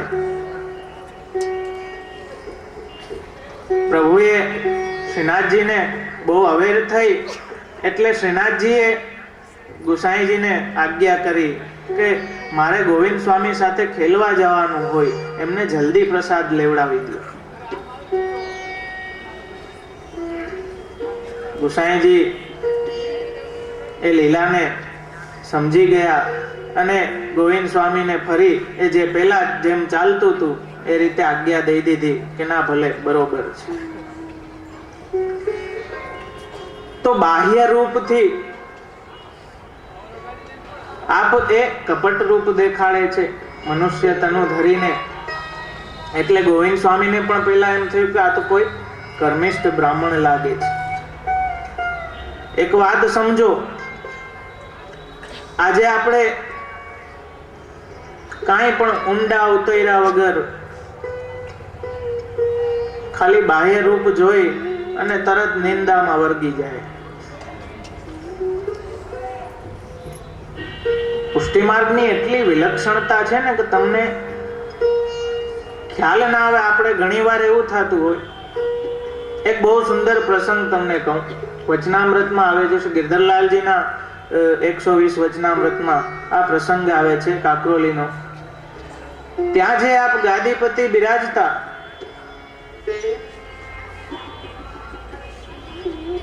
એ ભવાઈ કરાવતા. જે ભવાઈ એટલે જે નાટકો હોય ને એ ભવાઈ ખૂબ કરાવતા. હવે એના લીધે આમાં એવું છે કે ઓલું છે ને, કુછ તો લોગ કહેંગે લોગો કા કામ હે કહેના. આપણે એ બહુ સસ્તું મનોરંજન છે. પ્રપંચ કરવું ને સૌથી સસ્તું, કાંઈ ખર્ચો નહીં. હવે હવેલીએ બેહી નહીં ચાલુ હોય. જ્યાં ભગવત નામ લેવાનું હોય ત્યાં એ ઓટા બેહીને. એટલે એક કાવ્યમાં મેં લખ્યું હતું કે દૂષિત કર્યા છે સર્વે ધર્મના ઓટલા. કેમ કે ધર્મ સ્થાન ઓટલે બેહીને એ જ કામ હોય. તો ઓલાનું આમ થયું, ઓલા વૈષ્ણવ તો આમ કરે છે, ઓલાની છોકરી ભાગી ગઈ. તને શું છે? પણ ગમે એ હોય, પોતાનું નથી જોતો, બીજાનું જ જોઈ રાખે.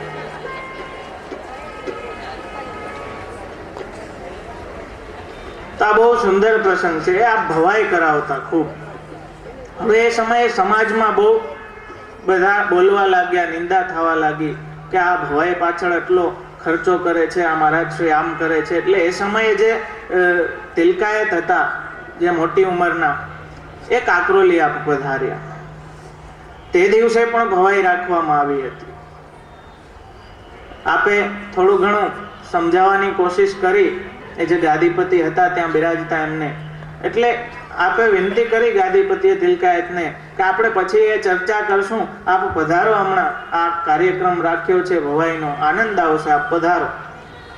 એટલે આપ સાથે ત્યાં પધાર્યા અને ત્યાં ભવાઈ ચાલુ થઈને પધાર્યા. આપ શું જોવે છે કે એ જે ગાદીપતિ જે બાલક છે એમની ગોદમાં બિરાજીને શ્રી દ્વારકાધીશ એનો આનંદ લે છે.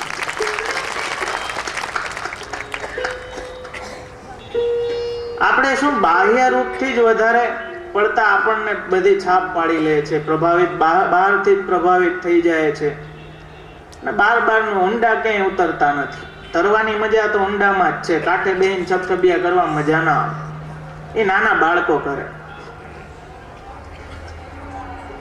એટલે બાહ્ય રૂપ જોઈને જ આપણે ઇમ્પ્રેશન કાંઈ પણ બાંધી લઈએ છીએ.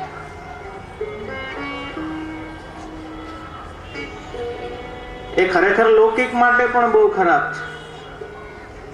વ્યવસ્થિત સમજીને કરવું જોઈએ. બાહ્ય રૂપમાં જ આપણે મોહાઈ જાય. આજે ઘણા 56 ભોગ ને અન્નકૂટ ને દર્શન કરવા જાય એટલે સામગ્રી જ જોતા હોય, પ્રભુને જોતા જ ના હોય. જેના દર્શન કરવાના છે એને ના જ હોય, પણ ઓલું બધું આમ જાગ જમાડ હોય ને એમાં બધું મન મોહાઈ જાય. એક જણો આવ્યો તો 56 ભોગના દર્શન કરીને, એટલે મેં કીધું કે શું દર્શન તે કર્યા, શું શિંગાર ધૈરા, કે તો ખરી. અરે અવડા મોહનથાર, મોહનથાર જ દેખાણા, પ્રભુ તો દેખાણા જ નહીં. અવડા લાડવા. એટલે કહ્યું છે કે કૌસ્તુભમણી પ્રભુએ એટલા માટે ધર્યું છે કે મુખારવિંદના દર્શનનો જેમનો અધિકાર નથી ને એમની દ્રષ્ટિ ત્યાં મણીમાં જ અટકી જાય છે. એટલે પછી એનો અધિકાર ના હોય એટલે લાડવા જ દેખાય, અવડા મોહનથાર. તો એવી સ્થિતિ છે. આ દરેક પ્રસંગોથી કંઈક એ શિક્ષા આપણે સૌએ ગ્રહણ કરવાની છે. આટલી ચરિત્ર કર્યું, આટલી કથા કરી, પણ એ કથા દ્વારા, એ ચરિત્ર દ્વારા આપણા ભક્તિ માર્ગમાં કંઈક આપણે આગળ વધીએ અને હૃદયમાં ઉતારીએ ત્યારે એ સાર્થક છે. બાકી ઓલા જેમ માજી આવીને કહી ગયા ગમે એટલી મહેનત કરો, આ જીવમાં કાંઈ ફેર નહીં પડે. થયું બીજું. જય શ્રી કૃષ્ણ. તો આવી રીતે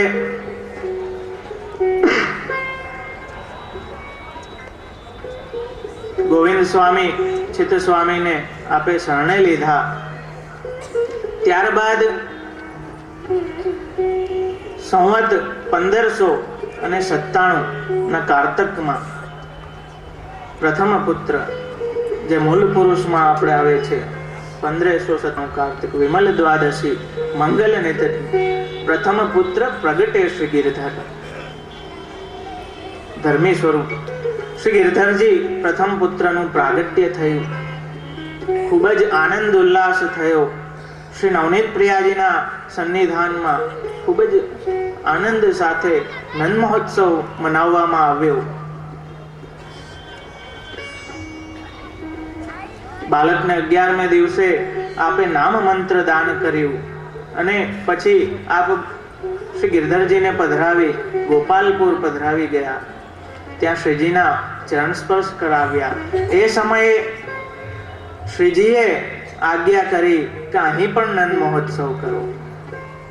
ત્યારે શ્રીજીના સન્નિધાનમાં પણ ખૂબ જ ધામધૂમથી મંગલ મહોત્સવ થયો, આનંદ ઉત્સવ થયો, નંદ મહોત્સવ મનાવવામાં આવ્યો. અને ત્યારથી શ્રી ગોસાઈજીએ એ રીત પાડી કે દરેક બાળકના જન્મ સમયે પ્રભુ સન્મુખ નંદ મહોત્સવનો એ શ્રીજી સન્મુખ પણ થવા લાગ્યા.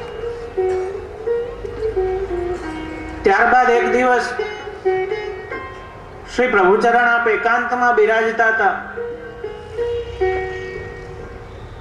ચિંતિત હતા કે માર્ગનો વિસ્તાર કઈ રીતે કરવો. એ સમયે શ્રી દામોદરદાસજી ત્યાં પધાર્યા. અને દામોદરદાસજી, કેમ કે દામોદરદાસજીની આપ ખૂબ જ કાની રાખતા અને આપ જાણતા કે એમના હૃદયમાં શ્રી આચાર્ય ચરણ સાક્ષાત બિરાજે છે, એટલે દામોદરદાસજીને પણ આપ દંડવત કરવા ના દેતા, એમને ચરણોદક પણ ના આપતા. દર ત્રીજા દિવસે દામોદરદાસજીને શ્રી આચાર્ય ચરણ સાક્ષાત દર્શન આપતા. તો એ શ્રી આચાર્ય ચરણે એક વખત દામોદરદાસજીને કહ્યું કે તું ગુસાઈજીને શું કરીને જાણે છે? ત્યારે દામોદરદાસજીએ કહ્યું કે હું તો આપના પુત્ર તરીકે જાણું છું. ત્યારે કહ્યું કે એમને મારું જ સ્વરૂપ જાણજો. તે દિવસથી દામોદરદાસજી આપનું ચરણોદક લેવા લાગ્યા. ત્યારે દામોદરદાસજી પધાર્યા અને કહ્યું કે આપ શું કામ ચિંતા કરો છો?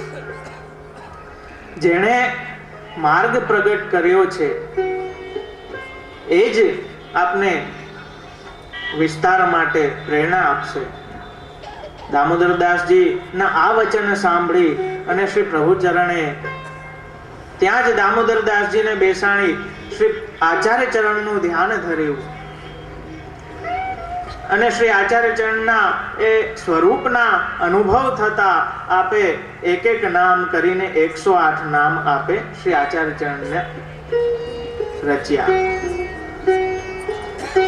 એ ધ્યાન દ્વારા જ એટલો આનંદ આચાર્ય ચરણના સ્વરૂપના ધ્યાનથી થયો, એટલે પહેલું જ નામ રાખ્યું આનંદ.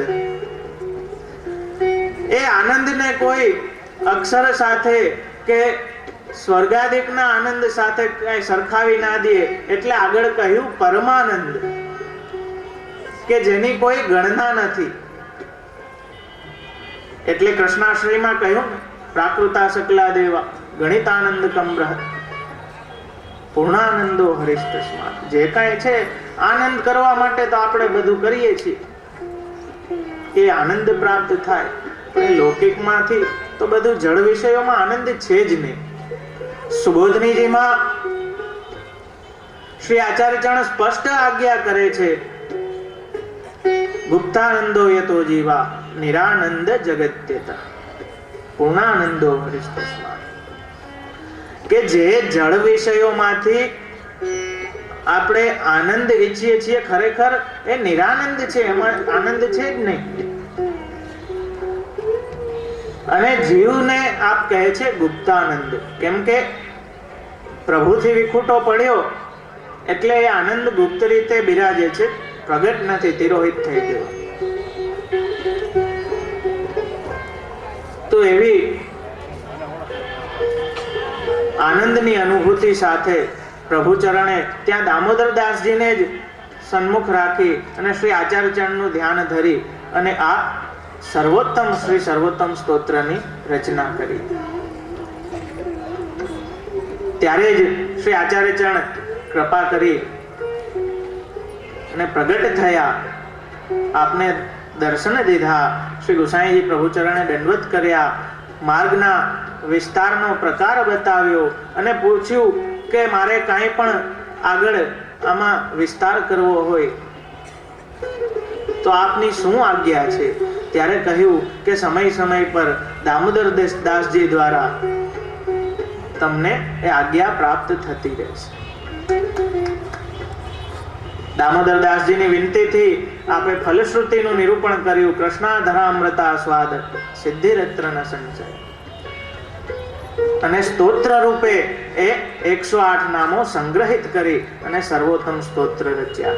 ત્યારબાદ નામ, રૂપ અને ગુણ ત્રણેયનું વર્ણન કરતા આપે સર્વોત્તમ સ્તોત્ર વલ્લભાષ્ટક સપ્ત શ્લોકી એ ત્રણેયની રચના કરી અને શ્રી આચાર્ય ચરણના નામ, રૂપ અને ગુણનું આ રીતે સ્તોત્ર દ્વારા વર્ણન કર્યું. એ સર્વોત્તમ સ્તોત્ર કેમ કહ્યું?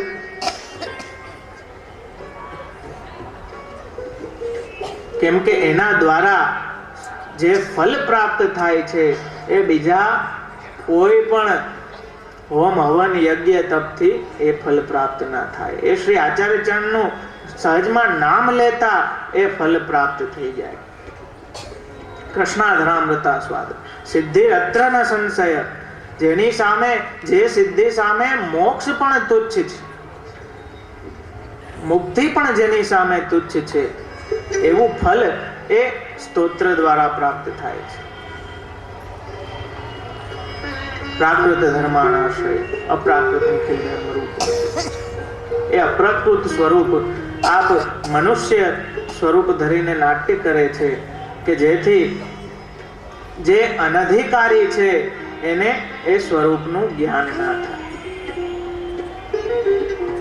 એવું અલૌકિક સ્વરૂપનું આપ શ્રી સર્વોત્તમજી શ્રી વલ્લભાષ્ટકમાં વર્ણન કરે છે.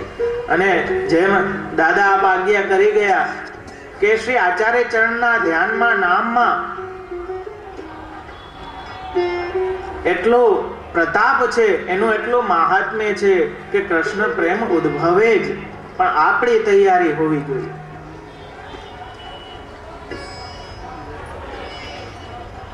ઘણી વાર કહું, આ ઘણા કહેતા હોય ભાવ એકદમ જેમ, કેમ કે આવેશ આવે ને એટલે ઓલા ભાવના પૂર ખૂબ આવા લાગે કે પ્રભુ પ્રાપ્તિ કરવી છે, નિત્ય લીલામાં જવું છે. ઘણા તો આમ એટલા આમ એવી રીતે કહેતા હોય જાણે બસ ભરીને જવાના હોય, પણ એ સહેલું નથી. એ તો એ કૃપાથી જ શક્ય છે. સાધનમાં જ્યાં સુધી સાધન બુદ્ધિ આપણી રહેશે ને, આ બધું ફલાત્મક છે. આ ચરિત્ર, આ પ્રભુ ચરણ દ્વારા ફલરૂપ આ સ્તોત્રો આ ફલાત્મક જાણીને કરશો તો એનો આનંદ તમે, એનો સ્વાદ ચાખી શકશો, એ અલૌકિક આનંદનો અનુભૂતિ કરી શકશો. પણ સાધન રૂપ જાણશો, સેવાને, કથાને સાધન જાણીને કંઈક લૌકિક ફળની અપેક્ષા રાખશું તો દુઃખી થવાના છે. જેમ મેં કાલે કહ્યું ને કે એ આવી બધી તુચ્છ વસ્તુ આપણી લૌકિક પૂરી કરવા માટે એ પ્રભુ નવરા નથી. એ તો આનંદમાં બિરાજે, આનંદ માત્ર કરપાદ મુખોદરાદિ. એવું એનું આનંદ સ્વરૂપ છે, આનંદ ઘન છે, રસ રૂપ છે. એટલે તો દયારામભાઈ કહે છે પાવો પ્રેમ રસ પ્રાણ જીવન. ધ્યાન કરી જ લઈએ.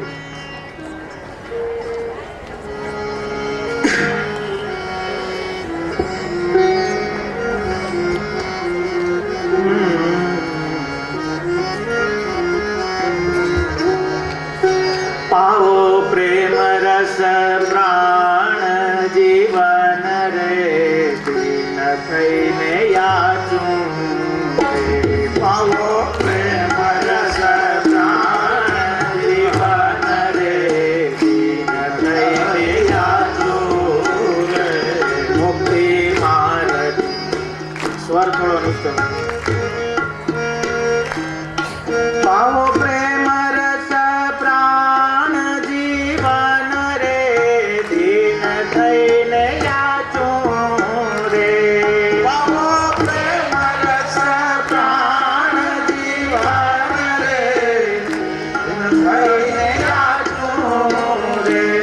મુક્તિ માર્ગીને આપજો જ્ઞાન રે, હું તો ન બરાજું રે. મુક્તિ માર્ગીને આપજો જ્ઞાન રે, હું તો ન બરાજું રે. આ સાધન, આ બધું જ્ઞાન, એ બધું મુક્તિ માર્ગીને આપજો. દયારામભાઈ કહે છે અમને તો એ જે પ્રેમ સ્વરૂપ, જે રસ રૂપ, જેને રસો વૈશ કહે છે, એ રસ રૂપ પ્રભુ અમને જોઈએ છે. નિત્ય નિરખીએ ના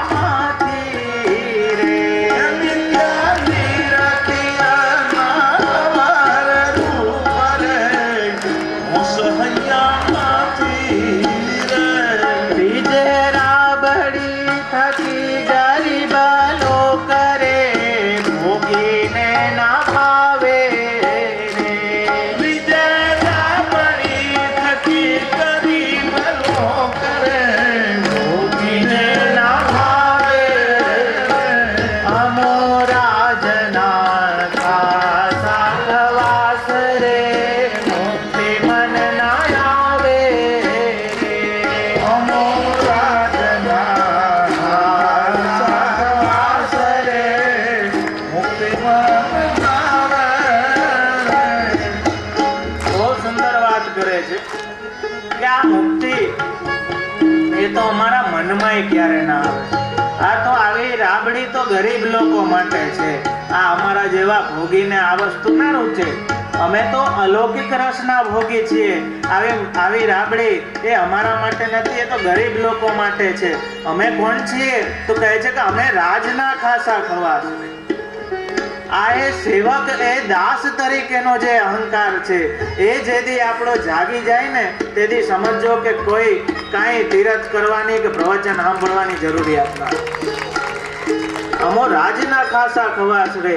અમે તો આપના સેવક છીએ. આ મુક્તિ અમારા મનમાંય ના આવે.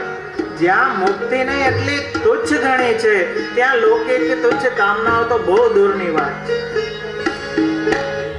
હવે કામના શું હોય વૈષ્ણવની? તો કહે છે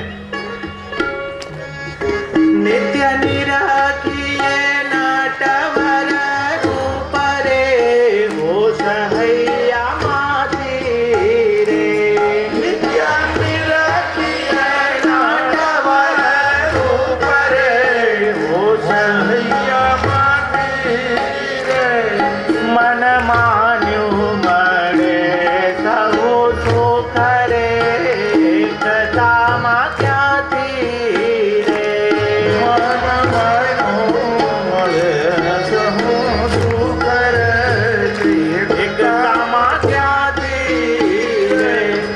દિવ્ય રૂપ છો સદા સાકાર રે આનંદ ના રાશિ રે. દિવ્ય રૂપ છો સદા સાકાર રે આનંદ ના રાશિ રે. બોલે અનુચિત માયિક મુક્ત રે નરક નિવાસી રે. બોલે અનુચિત માયિક મુક્ત રે નરક નિવાસી રે. અહીંયા પુષ્ટિ માર્ગીય કામ જે આચાર્યચરણ કહે છે કામો હરિદ્રક્ષૈવ એ આપ બતાવે છે કે વૈષ્ણવની કામના શું હોય. કહે છે નિત્ય નિરખીએ નટવર રૂપ રે. એ જે અદ્ભુત શોભાયુક્ત એવા કોટી કંદર્પ લાવણ્ય રૂપ એ નિકુંજ નાયકનું સ્વરૂપ સતત નિરખ્યા કરે. એટલે ગોપીજનો કહે છે ને કે આ બ્રહ્માજીએ આ પાપણ બનાવી છે એ શું કામ બનાવી છે? એટલી વાર પણ પ્રભુના દર્શન નથી થતા તો એમ થાય છે કે કેટલા યુગ વહી ગયા. એવા આસક્ત થઈ ગયા ક્યોંકિ ભૂત નાય લાગ્યો યા તો નંદ પૂત લાગ્યો. એવા એ અલૌકિક સ્વરૂપમાં એવા આસક્ત થઈ ગયા. એટલે વૈષ્ણવનો તો હંમેશા એ જ કામના હોય કે નિત્ય નિરખીએ નટવર રૂપ. એટલે કહે છે કે એકતામાં ક્યાંથી રે? મુક્તિ મળી જાય તો આવો આનંદ થોડી મળે. એ તો ઓલો મુક્તિ મળી ગઈ લીન થઈ ગયા અમારું અસ્તિત્વ વહી ગયું. એવું અમારે નથી જોતું. અમારે તો એટલે તો ભગવદીઓ ત્યાં સુધી કહે છે કે અમને કદાચ ભૂતલ ઉપર જન્મ દીધે રાખો, અમારે લીલામાં નથી આવું, પણ આપની સેવા અમાર છૂટે નહીં. આપની સેવા જ્યાં પણ અમને રાખો, આપની સેવા થતી રહે, બસ એટલી સન્મુખતા અમારી રહે. એ જ વૈષ્ણવની કામના હોય. આગળ બ્રહ્મવાદનું સ્વરૂપ બતાવે છે કે આપ દિવ્ય રૂપ સાકાર છે, જે કહે છે ને સગુણ સ્નેહી સામળા. આ શ્રી ગુસાઈજીનું સ્વરૂપ વર્ણન કરતા ગોપાલદાસજી છઠ્ઠા આખ્યાનમાં આજ્ઞા કરે છે કે આપ સગુણ સ્નેહી, આપ લૌકિક ગુણોથી તો રહિત છે એટલે આપ નિર્ગુણ પણ છે, પણ એ અલૌકિક ગુણો યુક્ત છે. આપ સગુણ છે. આપના ભક્ત માટે, આપના નિજ ભક્તો માટે આપ સગુણ સાકાર છે. એટલે કહે છે કે દિવ્ય રૂપ છો સદા સાકાર. આપનું સાકાર દિવ્ય સ્વરૂપ છે. આપ કેવા છો એ સ્વરૂપ કે આનંદના રાશિ, જે આનંદ માત્ર કરપાદ મુખોદરાદિ. અને આગળ કહે છે કે જે માયાવાદ, જે માયા બધું કહે છે એ તો નરક નિવાસી છે, કે જે આપને સ્વરૂપને અન્યથા રીતે પ્રસ્તુત કરે છે એ તો બધા નરક નિવાસી છે. જેવી રીતે શ્રી ગુસાઈજી પ્રભુ ચરણે વલ્લભાષ્ટકમાં જ કહ્યું કે શ્રી વલ્લભના વચનથી અન્યથા જે કોઈ કાંઈ કહે છે એ તો અંધતમ નરકમાં પડવા વાળા છે. એવું સ્વરૂપ અહીં આપનું દિવ્ય સ્વરૂપ બતાવે છે. આગળ કહે છે, આજની સ્થિતિ બતાવે છે.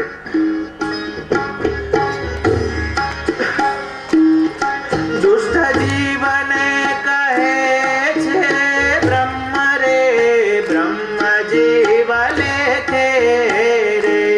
દુષ્ટ જીવને કહે છે બ્રહ્મ રે, છતે સ્વામીએ સુહાગણી ના સુખ રે, સ્વપ્ને ના દેખે રે. છતે સ્વામીએ સુહાગણી ના સુખ રે, સ્વપ્ને ના દેખે રે. આપ સ્વામી સદાય હું દાસ રે, નાતો નિભાવો રે. આપ સ્વામી સદા હું દાસ રે, નાતો નિભાવો. રોજે આપને કરાવો એવી દેહ રે, અન્ય રખે ભાવો રે. રોજે આપને કરાવો એવી દેહ મને, અન્ય રખે ભાવો રે.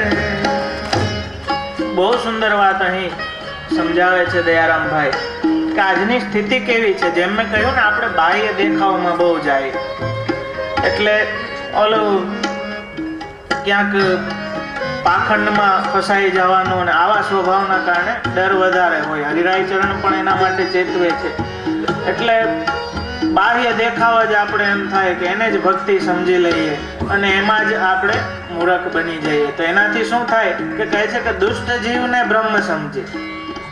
જે પાખંડી હોય, દુષ્ટ હોય, એને બહુ ખૂબ એનાથી પ્રભાવિત થાય. એમાં ત્યારે તો આવા નિર્મલ બાબા જેવા આવી જાય. તો દુષ્ટ જીવને કહે છે બ્રહ્મ રે, બ્રહ્મ જીવ લેખે. જે પ્રભુ છે એને જીવ લેખે છે અને જે જીવ છે એને બ્રહ્મ જાણે. કેમ કે આપણે બાર થી બધું જોઈએ. નાટક કરતા હોય એટલે ઓહો કેટલા મોટા ભગવતી. ઘણા આજે જેમ મેં કાલે કહ્યું ને કે તાપણા ઠરી ગયા, ક્યાંક ક્યાંક ધુવાળા નીકળે છે. આવા સમયે કોઈ આમ સ્ટેજ ઉપર રડવા માંડે ને વિરહ કરવા માંડે તો તમારો ભાવ એટલો ખરેખર દ્રઢ કહેવાય, પણ મને સારો વિશ્વાસ ના બે.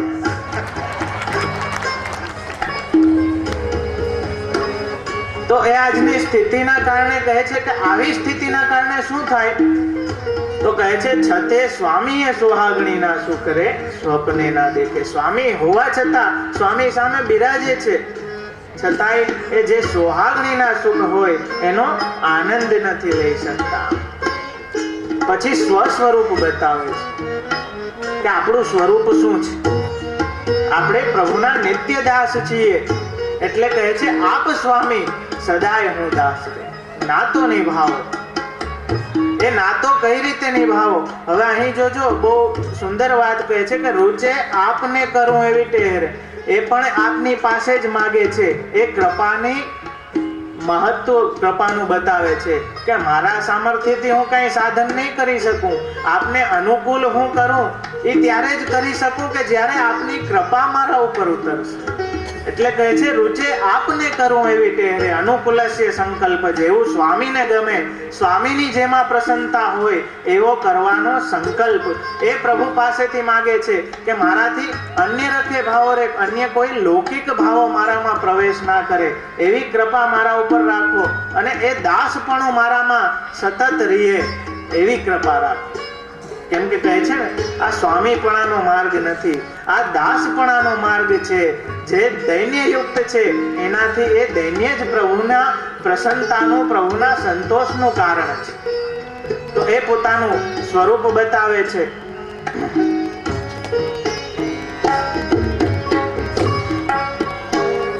વિષય વાસના પ્રપંચની પ્રીત રે, કૃષ્ણ મારી કાપો રે. વિષય વાસના પ્રપંચની પ્રીત રે, કૃષ્ણ મારી કાપો નિવૃત્તિ થઈ ગઈ છે, પણ આપણે આમાં જે કંઈ અધિકાર પ્રમાણે પ્રાપ્ત થયું છે અર્થ જોઈ લઈએ. તો અહીં પ્રભુને એ પ્રાર્થના કરે છે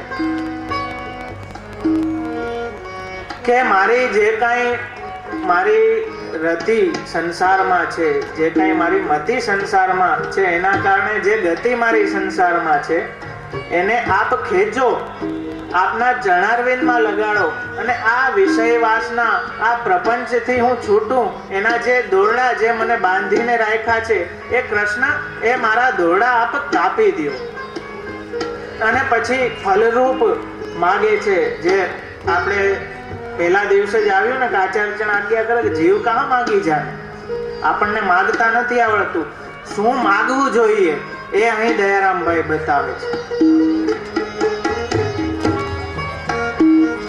અનન્ય સેવા સદાય સતસંગ રે, મનોહર માગું રે. અનન્ય સેવા યથા સતસંગ રે, મનોહર માગું રે. અનન્ય સેવા સદાય સતસંગ રે, મનોહર માગું રે. અન્ય સેવા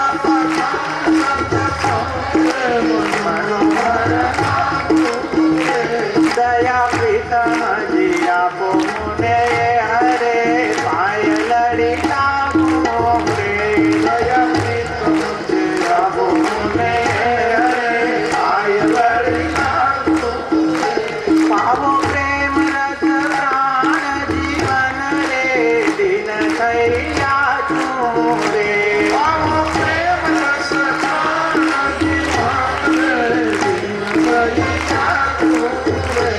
મુક્તિ માર્ગીને આપજો જ્ઞાન રે, હું તો નવરાતું રે. મુક્તિ માર્ગીને આપજો જ્ઞાન રે, હું તો નવરાતું.